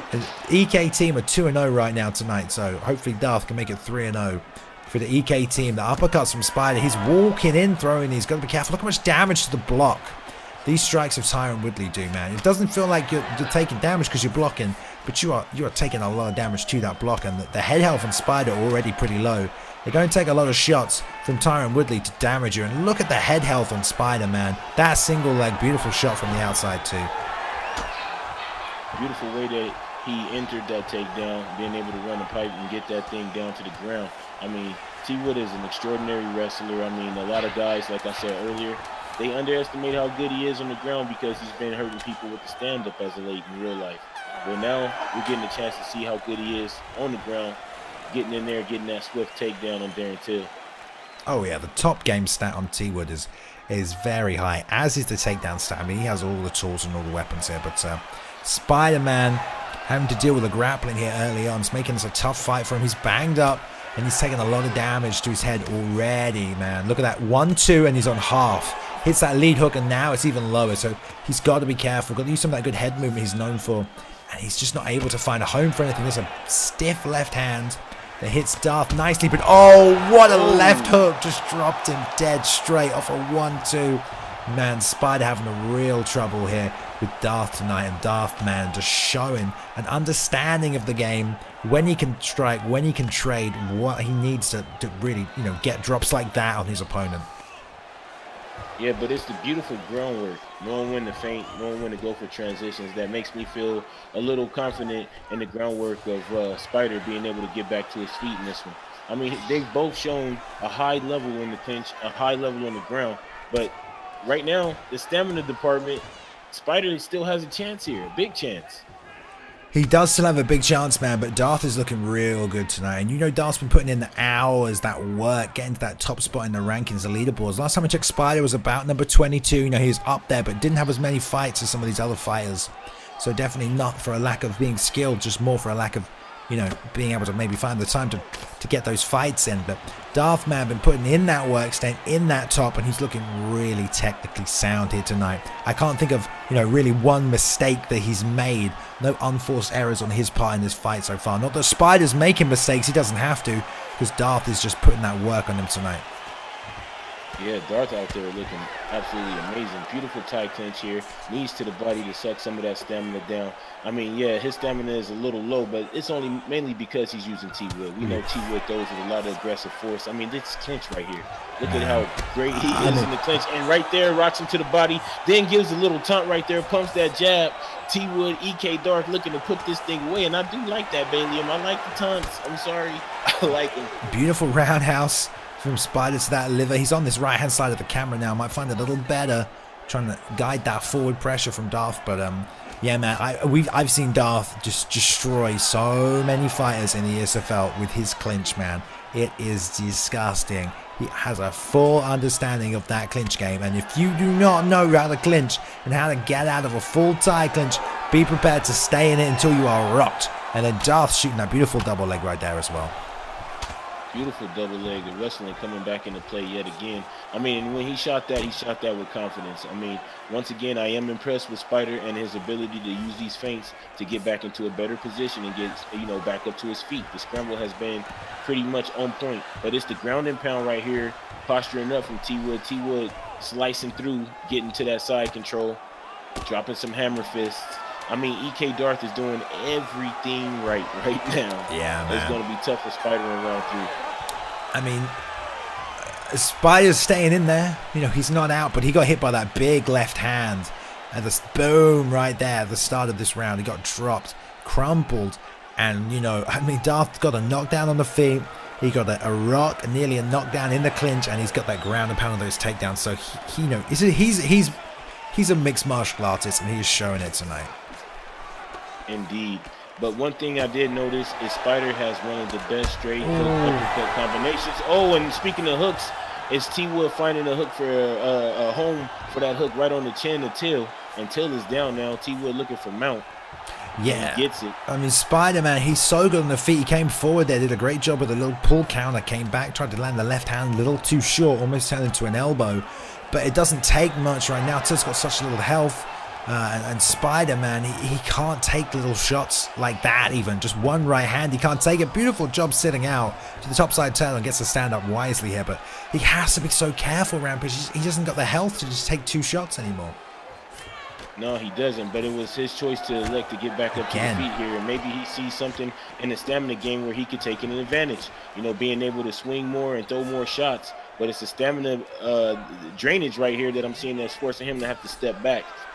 To be fair, I mean, he knows he's losing. He has to come forward and fight like this. There it is. I knew the front kick was coming. You knew it was coming. He was faking that kick from the outside, and you could tell there was a lane right down the middle for that front kick. And I wanted to call it, but I didn't call it right there. But you knew it was coming. A great job as he level changed right in the face with that front kick. And Spider-Man has to come forward like this, man. But he does stay in that clinch after getting that rock against the cage. He's got to be careful not to get suplexed here. This German suplex coming out nice and strong. If he there's the break, good work. Good work to get that break. I thought we were going to see a little suplex city right there from T-Wood. But Darth still keeping that pressure on. Finding the right type of shots. There's it overhand. Beautiful duck right there from Spider. Beautiful timing from Spider to duck that nice left hook thrown by EK Darth. Yeah, man, Spider has to come forward and find a way to win this because he knows he's not winning on the scorecards. Props to him. There, getting another pull counter. It's the third time he's landed that pull counter elbow. Getting inside that range. He's got to watch that takedown, but he slips it. The straight, this could be it. Oh, it is. It is. It's over. Oh, my God. Oh, my God. The comeback. It's real. Spider-Man. He does it again. I've seen him do this before. Getting beaten up. Third round. This is what it takes sometimes to turn Spider into that killing machine, man. Knowing that he has to come forward and win. Trades the straight left into the lead uppercut. You called that earlier on. He has one of the best straight lead uppercuts. And it's funny, that's what Till tried to land on Woodley when he threw the uppercut first and got caught with that right hand. But, man, Darth's trying to throw that jab. And the straight just beat him to the punch. And, man, that's got to feel bad for Darth. He just showcased a full MMA game. Just absolutely beautiful, controlling the clinch, domination on the ground and in that stand-up. But Spider coming in. Look at the strike difference here. Did you see that strike difference? Oh my God. I saw it. That was by far comeback of the night. I mean, damn. It was just, everything was so academic up until that point. Right when I noticed in the first, I said, man, he got a good straight hook uppercut, and boom, bing, bing. He landed, and not only that, he front kicked, he Sparta kicked the man almost through the gate. I thought he was gonna go flying outside the octagon when he hurt, man. You saw him use that pull counter. Didn't expect that.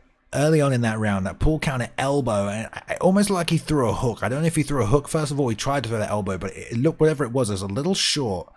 And it didn't quite land, and then he got it off again later, that pull counter, and he threw the elbow nice and clear that time. He landed it, and then we saw that again the third time, that pull counter elbow, man, and followed up beautifully. And Spider-Man, no chat may have exploded right there because that was some beautiful work. And Spider right there, let's have a look at that ranking. Number 15 in the ESFL, moves to 6-4, and Darth here, man, number 3 in the world, just unable to close the show on a beautiful performance by Darth. I mean, he didn't make a single mistake really at all, and you know, Spider just coming forward third round, knew he had to take him out. There was about a minute left in that fight.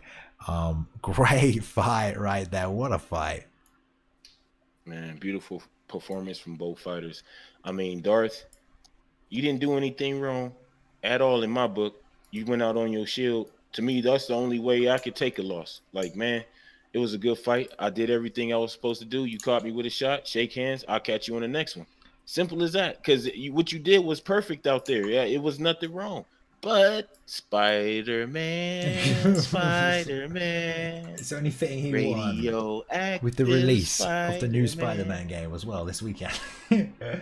Man, that man came in with some wild stuff at the end. You said he had the 8 dangerous limbs, and he used every last one at the end. Elbow, knee, front kick, hook, uppercut. Like, man, this ain't Killer Instinct. Stop with the Ultra combo. It's over. You got it.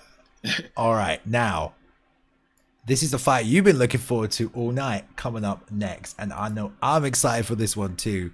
It's going to be a lightweight. It's a crispy stream right here, and we're going to jump over as these two make their picks because it is time for.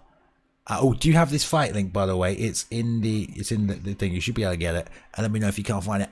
It's time here. I can't find it. Oh, check the live notifications. It's in there. Okay, you got it. It is time for MMA Fro playing on his other account here. Afro Kills. This is MMA Fro. I believe it is. Yeah, it is. Yeah, it is.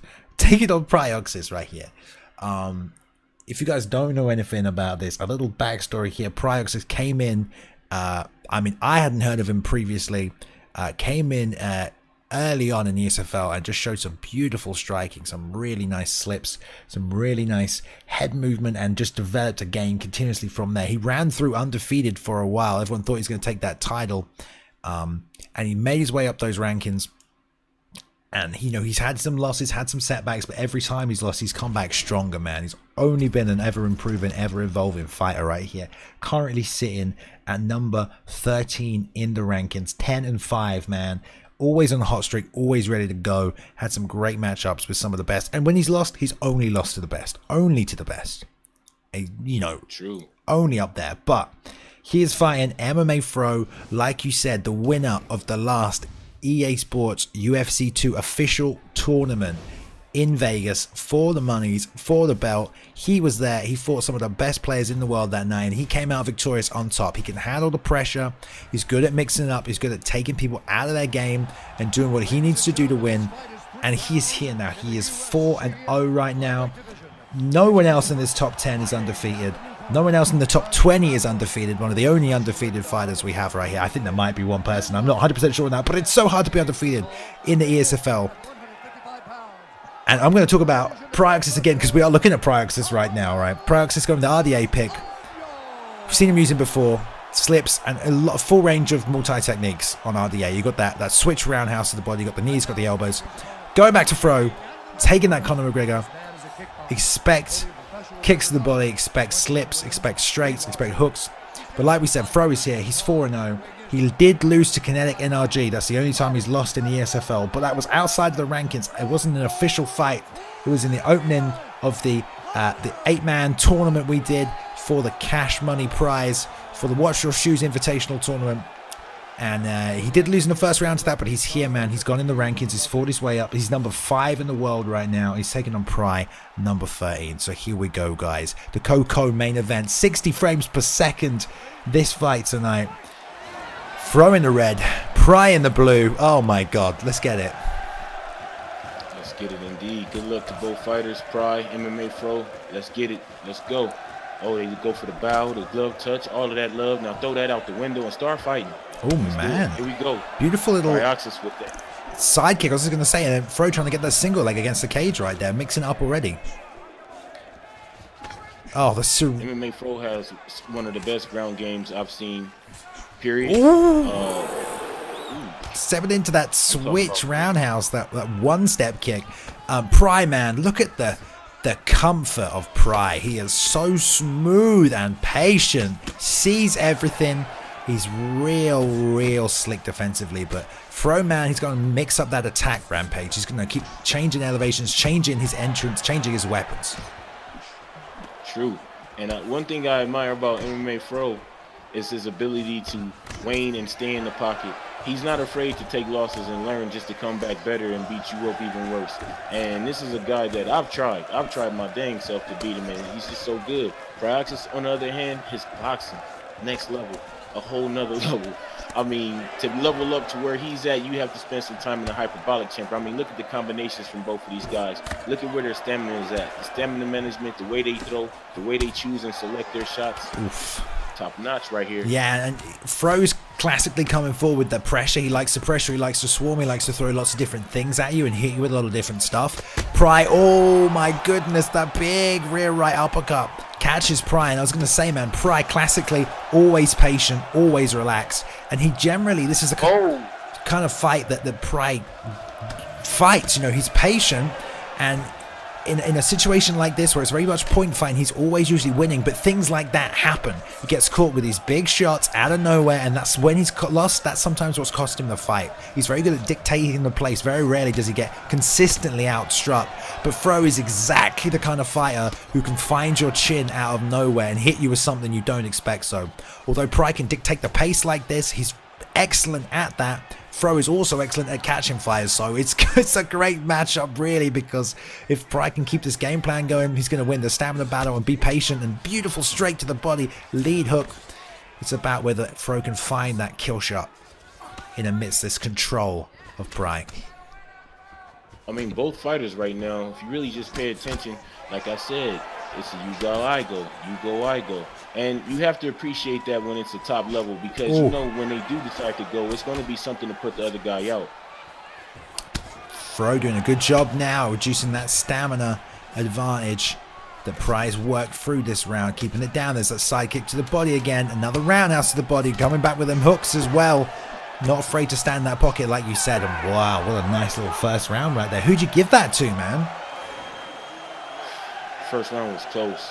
I have to give it to my man Fro. I mean, there's a reason why his stamina is so low. He was out there throwing big shots. He was being aggressive. He went for shots that I really, you know, didn't think that he would throw while, you know, jumping kicks and stuff like that. But Prioxis is doing what he does. That doesn't matter to Pry. Pride probably likes that. That was probably his game plan True. because I told you he has a beautiful mind when it comes to this game. He really does, He's man. going to stand in that He's going to stay in that pocket with Fro, and Fro better be on his game in this round 2. I mean, I thought Fro definitely took round 1, but Pride, gotta watch him. And if Fro gets his win tonight, man, you might see him fighting for that title against that rival Connecticut NRG. They fought in the final of the UFC 2 tournament. They had that rematch at the start in the Watch Your Shoes Invitational, but he's got to get through Pride first. He was sitting here patiently, as he does, picking him apart from the outside, dictating the pace of this fight. And like we said, man, Pride will manage this stamina all day, but stamina won't eventually win you the fight. So he can dictate the pace all he wants, but Fro can still hit him with that big shot. And beautiful work from Pride. He did whiff on that ducking roundhouse. Beautiful slip under by Pride, and kind of come up top of the head kick. Blocked by Fro right there, who's trying to close that distance with that jab. Oh, the uppercut almost coming through for Pride. That would have done big damage right here. And that lead hook to the body. Pride's making a big home for that too. I just love to watch Prioxis box. But I'm loving the way that he's in there. He's there we go. More than hanging. Beautiful switch roundhouse to the body as well by Pride, throwing it when he knows he can land it. And here we go. Now he's planting and trading because he knows that health stat's going down a little bit. Oh, got to be careful for his roundhouse. Gets a big left hand on the chin. But, you know, Fro's fighting orthodox right now with McGregor instead of southpaw pull counter that Pride loves, man. You got to be careful chasing Pride with that jab. You come straight forward with that, you're going to get pull countered on. Gives him that space, and oh, this is now 2 rocks in this round for Pride, but he catches the body kick right there. Prioxis is on point right now. The pull counter, being able to lean that head back out of danger, just barely getting out of the way of those hooks from McGregor. If you look at the stats, though, the head and the body, they're both very similar.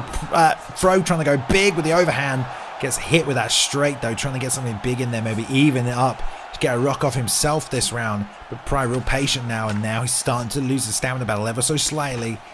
But again, the head stats are both very similar here, round post. I mean, this could still go either way. Oh! Whew. Beautiful. Beautiful. That lead roundhouse, man, snapped it up there, trying to catch just a nice little shot, but Pride underneath it. Lead hook. Puts him out. No rocks. No need to follow up. Clean knockout. That roundhouse misses. Bam. Right hook. No follow-up from Pride. Knew it landed. Knew that's all he needed. Watches it happen. And damn, man. Go high risk. High risk technique right there on the inside, man. Could have paid off. Big roundhouse just right over the top. Bam. If you could throw a spinning elbow right there, that might have been a different story, you know, but... That right there is what we call knockout of the night. I mean, if we could have a moment of silence for remains of Conor McGregor and his chin, that would be awesome. Great little lead hook there. Beautiful work from Pride. I mean, he knew he'd got it. There was no follow-up. And that was a great fight, man. Patience from Pride all the way through. Got caught a few times. The Fro's coming forward with that pressure, really mixing up his tactics and his striking techniques. Not afraid to throw that roundhouse, you know. Especially when he's starting to lose that stamina battle a little bit. Needs some big stuff to change the pace of that fight. But wow, man. I mean, just I would happily watch that again. Like, you know. I think it's time for what you said. I think it's time for Pride, Kinetic, to get back in there and settle some differences. That's only if Kinetic can come away and steal tonight. Now, if Kinetic could come away and steal with that type of performance from Prioxis, how do we not make that match? How does that match not happen? I mean, I'm thoroughly impressed, Balium. I mean, my mind is blown to duck a head kick at that range and follow up with a KO shot to end the fight. No rock, no nothing, just sleep, night. Yeah, we do not see that very often. I mean, just like one punch knockouts. I mean, maybe off big overhands, but we do not see that very often at all, man. And beautifully timed. That check hook, man. He knows it's good. He knows it's good.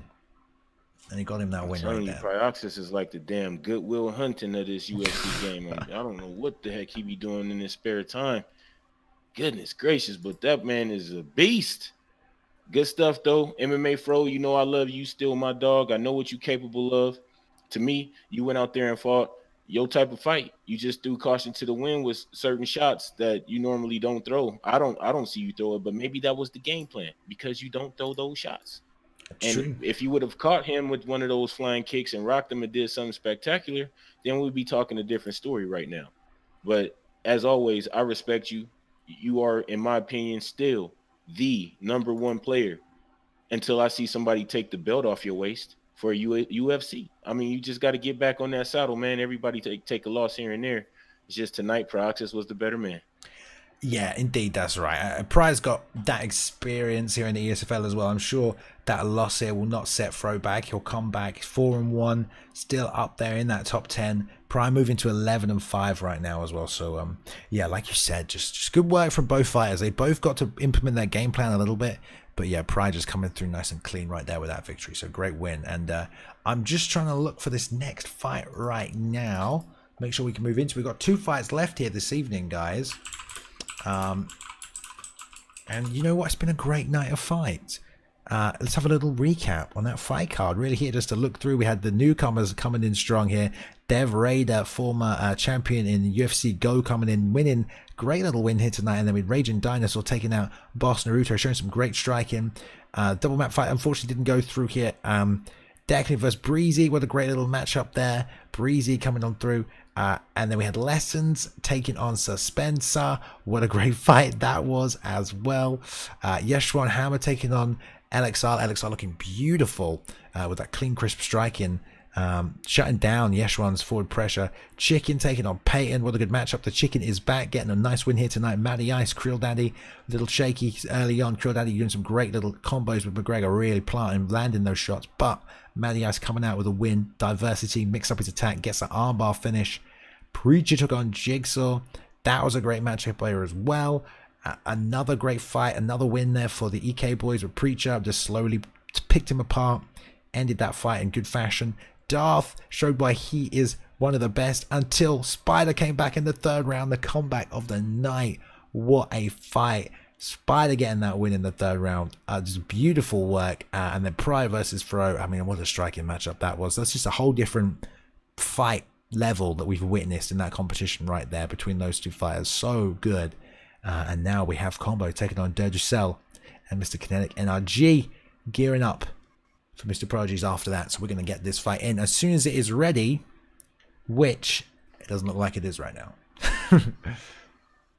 Well, we got nothing but time, baby. I want to talk about a few fighters on the card tonight that impressed me all day, 24/7. He showed some great striking out there, good pressure. I was very impressed by my man Raider. You know what I mean? Using that Wonder Boy the way he used Wonder Boy was pretty damn impressive. I like to give a big shout out to Lessons and my man Suspensa for the Justin Gaethje Eddie Alvarez fight that pretty much blew us all away. What a rumble that was. Great fight. I mean, just caution to the wind, just threw haymakers, great hooks and uppercuts, just was a brawl. And then not too far after that, we got to see some elite, you know, check fighting, point fighting, whatever you want to call it.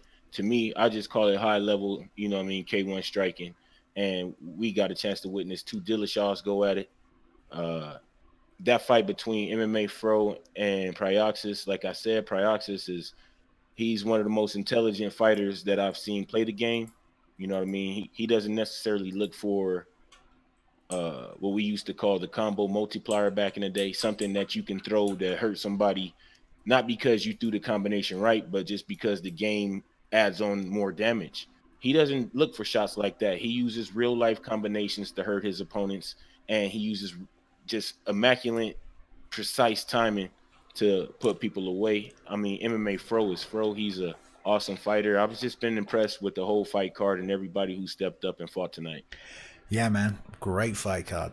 ESFL 40 was amazing, and ESL 41, man, it's been even better, man. Like it's just the level of these players is just going up and up and up. And not only does the ESFL give them a place to showcase their fights, not only does it give them a thing to work towards each week, it does not only give them a place for them to consistently fight the best players with everything on the line, not just sat on the couch practicing. This isn't practice here, this is it. This is competition. So it's just taken the whole overall game and level of the whole community up notch by having something for everyone to focus on, something for everyone to prove their game. There's ranked, and then there's the ESFL rankings. You know, it's another level for everyone to just work towards, just to practice and get better at. And we've just seen the level of competition just evolve over time. And we're going to see that right now with two guys who weren't in the ESFL when it started, but right now are two of the best in the world, both on their 8th fight right now.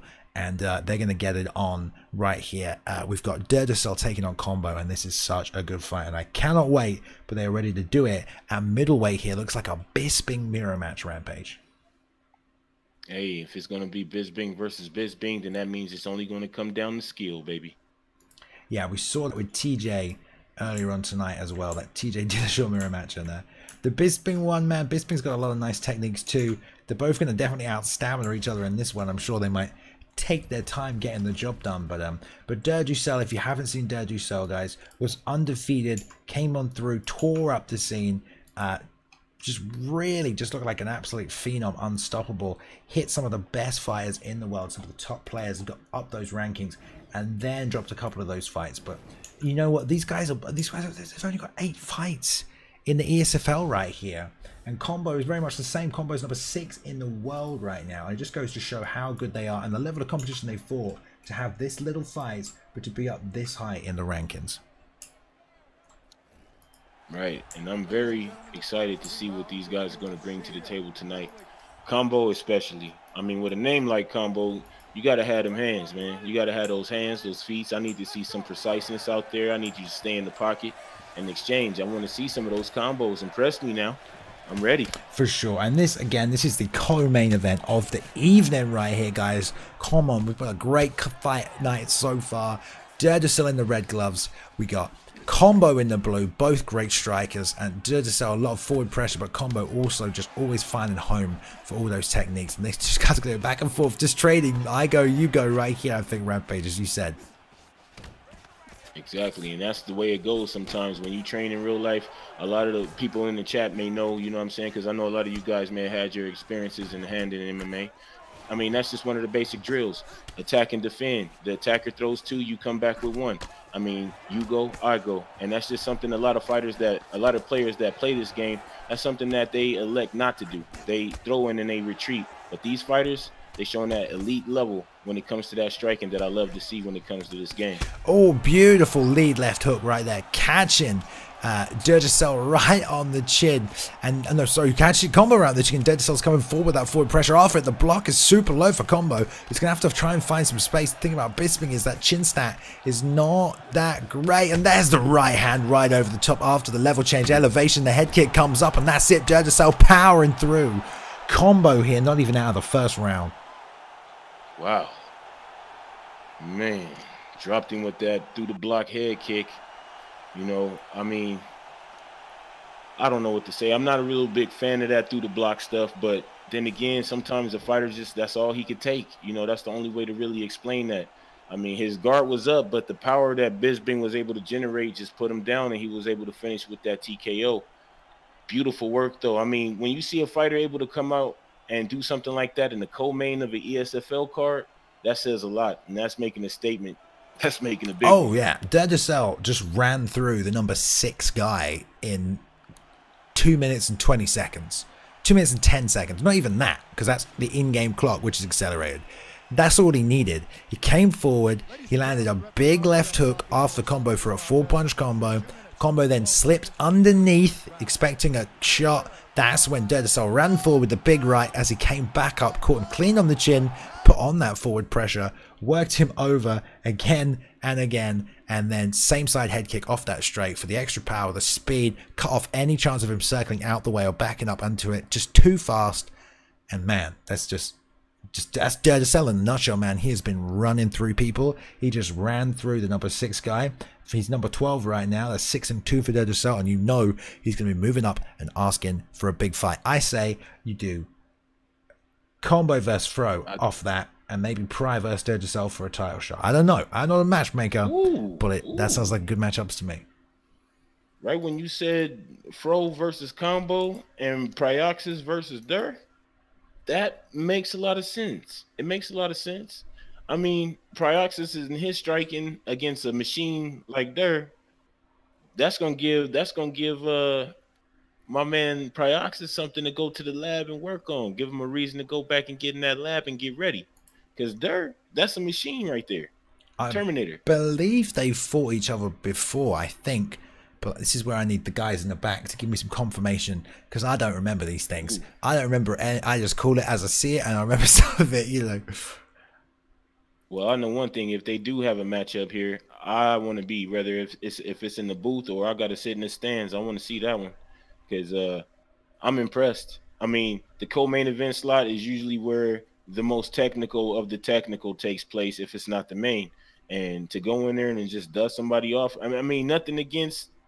I feel like I'm going in there and taking something away from his opponent, but I'm not.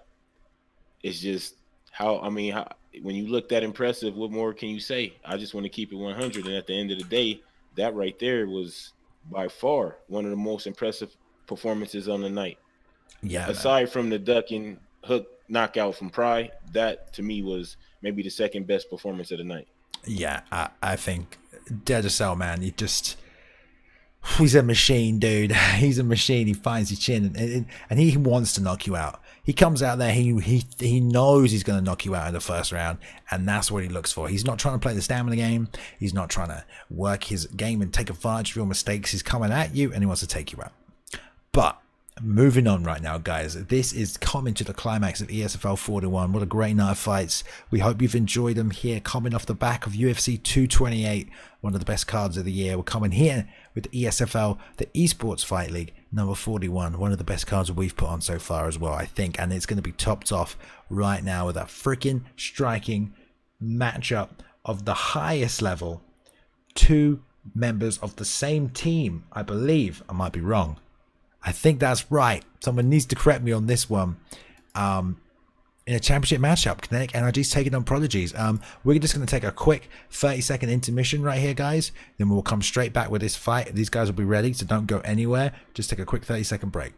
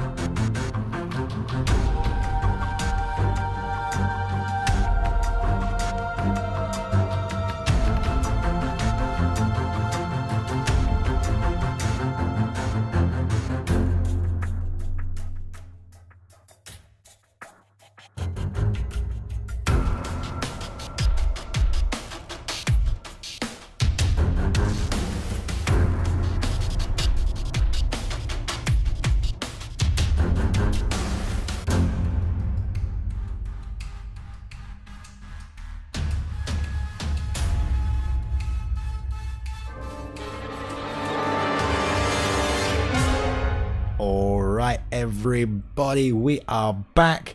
We got this fight ready to go right here. This is the main event of the evening. These two are ready to throw it down. Kinetic NRG taking on Prodigies. What a matchup we've got right now. I can't wait for this, man. Rampage, are you excited for this main event? I am excited. Kinetic Energy is one of the best fighters on the planet, period. He's the man. He's the champ. Just like Machine Gun Kelly had to tell Eminem, hey, man, I realize you the GOAT. I just want to see you go to work. And right now we getting a chance to see this man do what he do. But, hey, they 5-4, so this is going to be a good one. I'm ready, Balium. Yeah, I'm man. ready. I mean, like, Kinetic's just been looking so good recently. Just tearing it up. Just destroying people that he's come across right now. He's been holding on to that belt. He hasn't let it go. No one's taken it off him yet. He had the belt. Then he lost it in his first title defense. Then he got it back, and he's not let go of it since. I don't know how many title fights this is. I believe he's broken the record. I think it's, I don't even know, 7, 8. I'm sure we'll get it corrected on in the background, but here he is. And Rampage, man, this is such a good way to end. Such a beautiful night of fights right here. So many good fights. It's time right here. I don't even know, man. I just think Kinetic Energy likes to come forward. There's a lot of pressure, but this man right here, Prodigies, has fought Kinetic Energy a lot. They've had a lot of matchups. They've had fights before in the ESFL. He's got to be thinking to himself right now, he can do this. He's the #1 contender. He's fought his way up. He's looked absolutely unstoppable as of late. There's so many ways people try to beat Kinetic, but Kinetic is going to come at him super fast, sorry. So he's got to think to himself, do I play the stamina game? Do I try and counter? Or do I try and beat that forward pressure with pressure of my own? Or do I even grapple? Because Kinetic Energy right here, man, is a tornado of death and destruction, and he will not stop till you're on the canvas. He'll throw that extra punch in that combination that you're not expecting. He'll throw those head kicks out of nowhere, and he just wants to take you out, Rampage. Yeah, I mean, I've always been amazed at Kinetic striking. I mean, I think I may have fought him a few times in UFC too, but that's when I realized how good he was. When I first started hearing his name was around UFC 2. And I mean, the kid came out of nowhere and really just impressed me. Just the way that he picks up on certain things. I think he was one of the first people that I seen using certain techniques in the game. And I'm really, really excited. No touch of gloves right here. We're going to get it on. Thank you for sticking with us tonight. Some great fights. We are now bringing it in. The main event of the evening, Kinetic NRG taking on Prodigies. Touch him up. ESFL 41 main event. Here we go. Red gloves to Kinetic. Beautiful roundhouse by him. Straight to the body. Left hook coming back. And Prodigies are already trying to find a home for that left hand here. And lands a roundhouse with his own. Right. Beautiful body kick as well. Right there from Prodigies. Oof. Covering up, man. Yeah, that's what he needs. He needs to get some stamina advantage on him. He needs to work that stamina through because Kinetic is going to be firing a lot of shots, throwing a lot of high volume. So any stamina advantage you can get over that is good. And he's trading that 1-2 on the outside. And the fact that they're mirror matching Conor McGregor right here is a little crazy. But Kinetic's fighting orthodox right here. Prodigy's staying that southpaw side. Right, which is going to make him vulnerable to that kidney kick. And hey, you almost got him with one right there. Ooh. Man, following up that 1-2 at the end of that combination here. One rear hand lead uppercut, just misses, catches that kick and into side control. And let me tell you, Kinetic is not fun to have on top of you. Not at all. Kinetic is a master on the ground as well. He made sure that he took notes on every aspect of the game of mixed martial arts, from the ground to the clinch to the stand-up. I mean, this kid is phenomenal everywhere. And Prodigies, he's going to have his hands full tonight, but this is something that he's used to. I mean, they fought before. They fought many times. So I'm quite sure Prodigy's been here with Kinetic before. He's going to stay patient and remain patient and try to work in this position. Yeah, Prodigy's there, blocked 2 strikes from that postured up clinch, faked the pull down.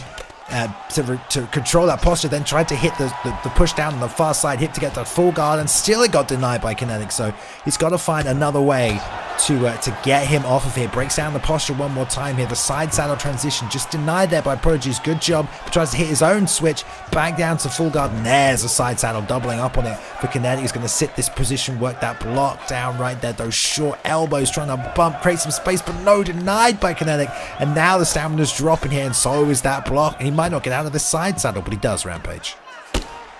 Beautiful work right there from Prodigies. And I like how he stayed patient. I mean, that's one thing that I can't stress enough. And I try to tell a lot of fighters who pick up this game, you're going to be put in a lot of positions you don't want to be put in. just try to stay patient. Try to remain patient so you can think clearly on how to escape these positions that you're put in. Beautiful work right there from Prodigy's being able to escape that mount.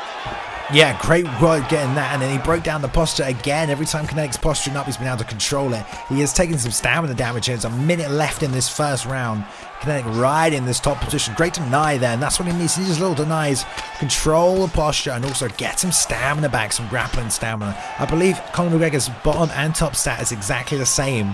I think it's 89-89, so that they're evenly matched up on the ground here. Obviously, Kinetic's in that top position, so he's going to be winning this round. He's getting a lot of ground and pound off, but that's better from Prodigy's right there. Controlling, reads the fake, blocks the upward sit-up, and that's, you know, something he'd only have going to have done after playing and getting hours in against Kinetic, recognizing what his go-to position is in positions like the full guard where he's going to go to. So the fake posture up, that's what he hits, blocks it, breaks it down, gets some grapple stamina advantage back in. But we're straight into the second round here. No breaks, Rampage.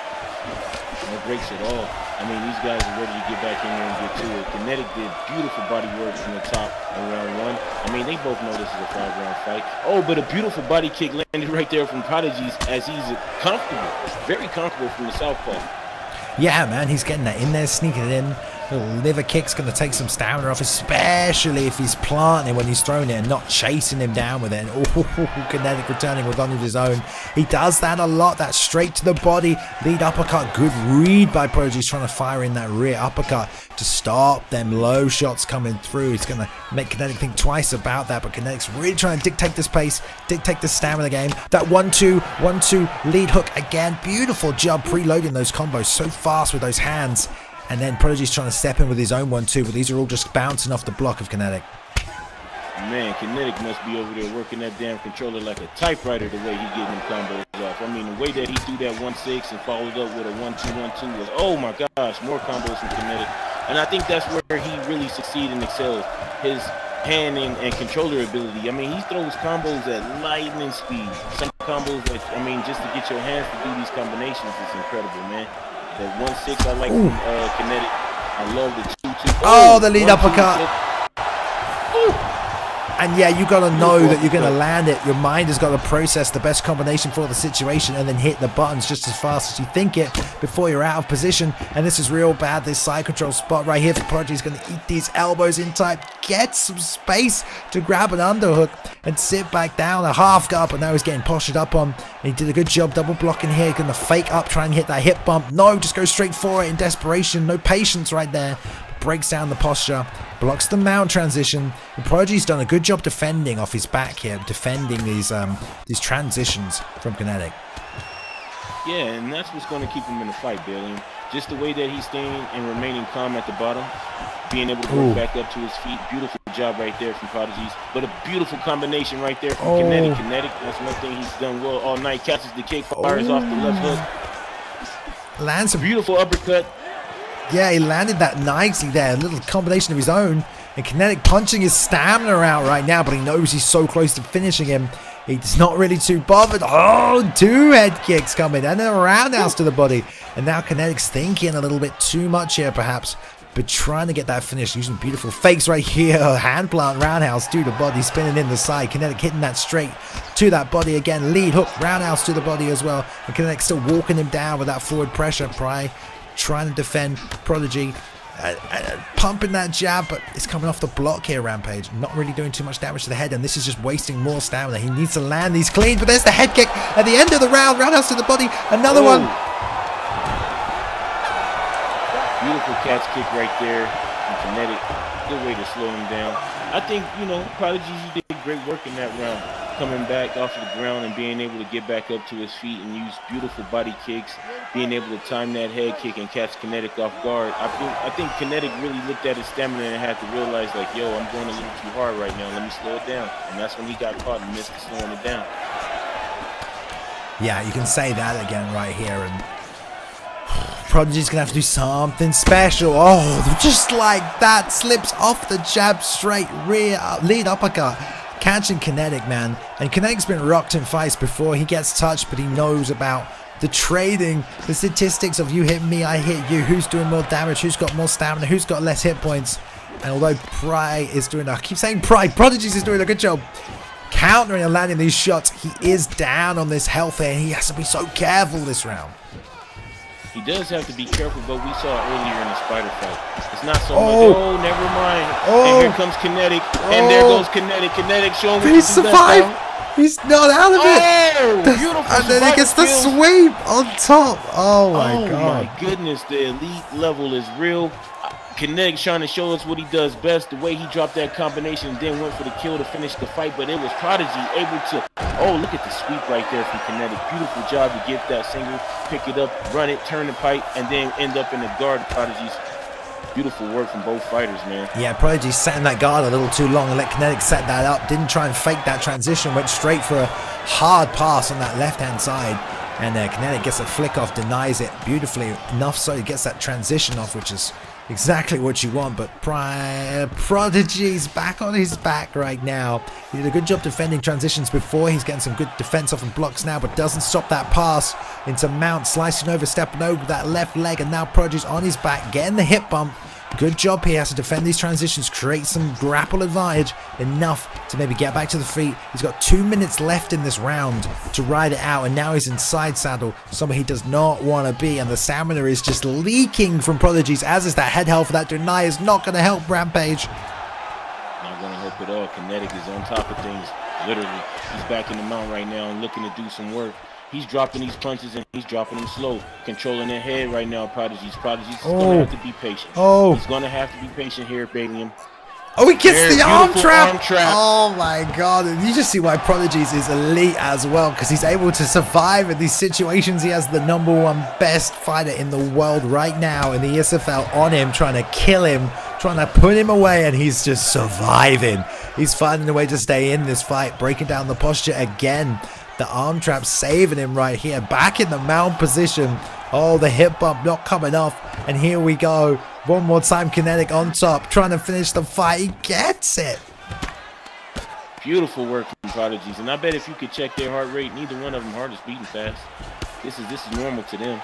They got ice in the veins, and I could tell by the way they fighting. Going into the 4th round now, 2 elite fighters just traded, giving it everything. Look at the oh look at the my look God. at the hurt, Balium. Oh. I mean, Prodigy's is no slouch off his back. He's done an excellent job off his back. I mean, we're not paying attention to how much stamina he's taking from Kinetic just off his back. I mean, I don't even know what to say about this. I mean, Prodigy's has done a fantastic job of staying in this fight and making it a fight.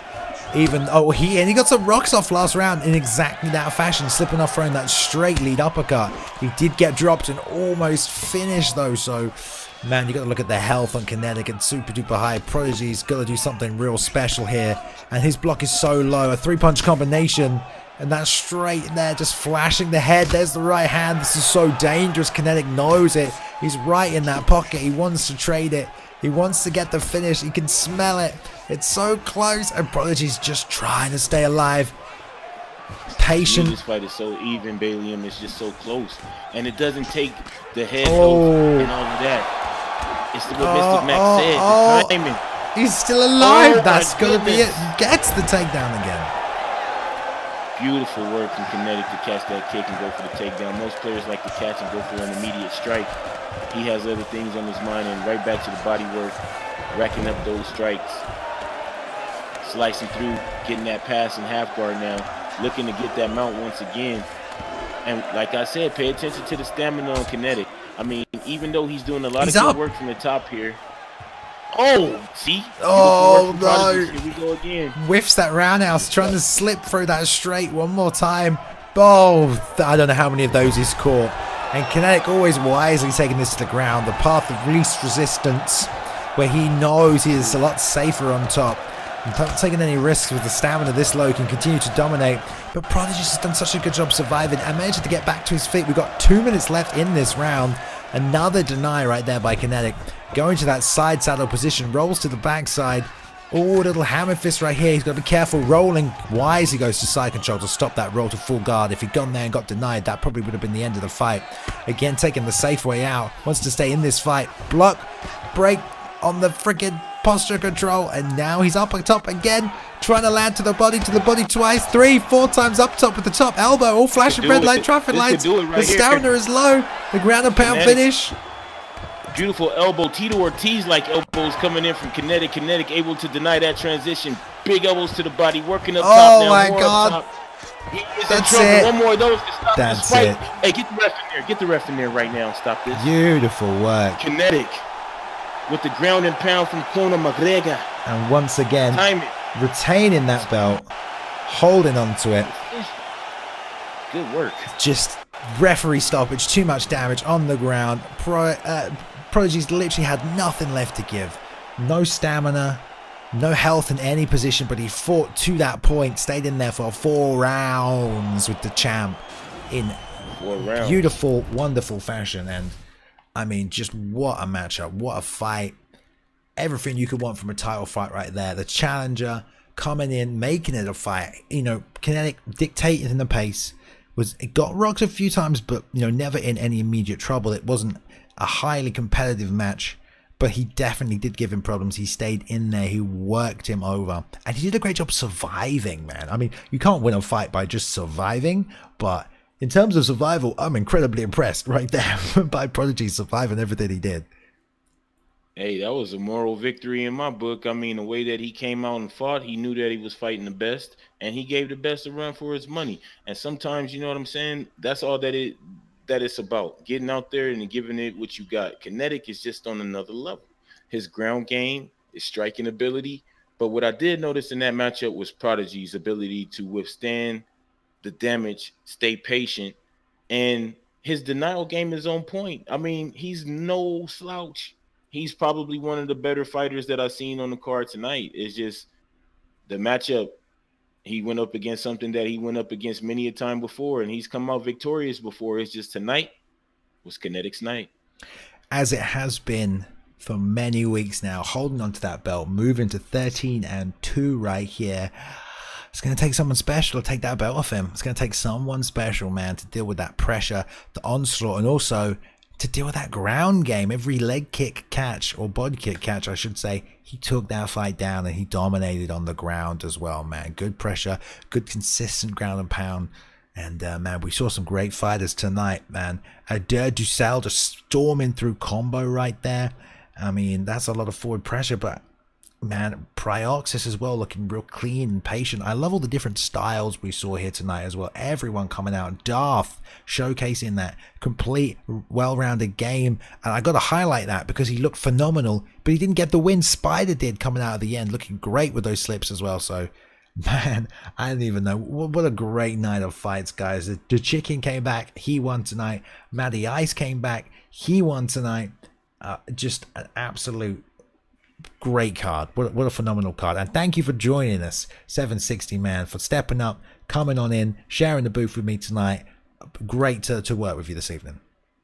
Oh man, don't even trip. I appreciate you guys having me, letting me be me in the booth and have some fun watching these fights. If I could give out any type of performances, you know what I mean, my man Matty Ice definitely came through with the sub of the night, getting that arm breaker arm bar fight of the night. In my opinion, I still got to go with my man Lessons and Suspenser coming out there with the Justin Gaethje and the Eddie Alvarez, just dog fighting it out. Performance of the night, though, Prioxis. Yeah. I'm sorry. Anytime you have the ability for your spider sense to tingle, duck a head kick, stand back up, look a man in his eye, wink at him, and then knock him out, you the man. Because he did all of that. And I was like, man, you know what? This Prioxis is too damn good. But shouts out to everybody else who fought on the card. Kinetic, once again, holding it down as champion. The EK, the Vegas MMA, once again, and their champion. Kinetic holding it down. The Four Horsemen represented as well tonight. We got to see the THC men hold it down, come through with some good fights. Guys, I'm impressed, man. Thanks for having me. No problem, man. Anytime. Thank you for giving out some bonuses as well. I know the viewers always like to get their opinions on the bonuses, so I appreciate you remembering and doing that. Thank you. Guys, that will be it for ESFL 41 Esports Fight League. 41 is in the books. Thank you for joining us. 42 next week. Stay tuned, guys. We got some big plans coming up for the channel in the future, for the organization, for the esports scene, for the UFC 3 game. We've got some good changes we think that you guys are gonna love. We're working through all the details of how we want to take this thing moving forward, make it the best it can be, for the best production, the best fighters, the best fights, and the most entertaining way we can present this to you possible. So stay tuned. Thanks for supporting us so far. We ain't going anywhere, man. Nor is the UFC game. There's going to be plenty of those coming out over the next few years. So thank you for being a part of this thing as we're getting off the ground, as we're finding it out, as these guys are getting established, and as the best fighters are showing up every week and putting on fantastic performances. Don't forget, we are on Twitter. We are on the Instagram. The YouTube has all the back catalog of the fights. Be sure to follow us on there. If you see us tweet it out, feel free to share, promote, get more of the fans involved. If you've got YouTubers that you watch that play this game, get them on here, get them involved, spam their comments, spread the love, because this is all about growing the community as a whole and bringing together the segregation, in the different areas of the UFC 3 community, because there's so many people to play this game. Let's bring everyone together in different ways and help grow the whole community as a whole and get the best fighters in the world to compete where you guys can all watch. But enough of that. We will see you next weekend. Take care. Enjoy your week coming up. Thank you for being here. One more shout out for 760 man. Props for being here. Hey, we will see you soon. man. That is a wrap, and have a good week.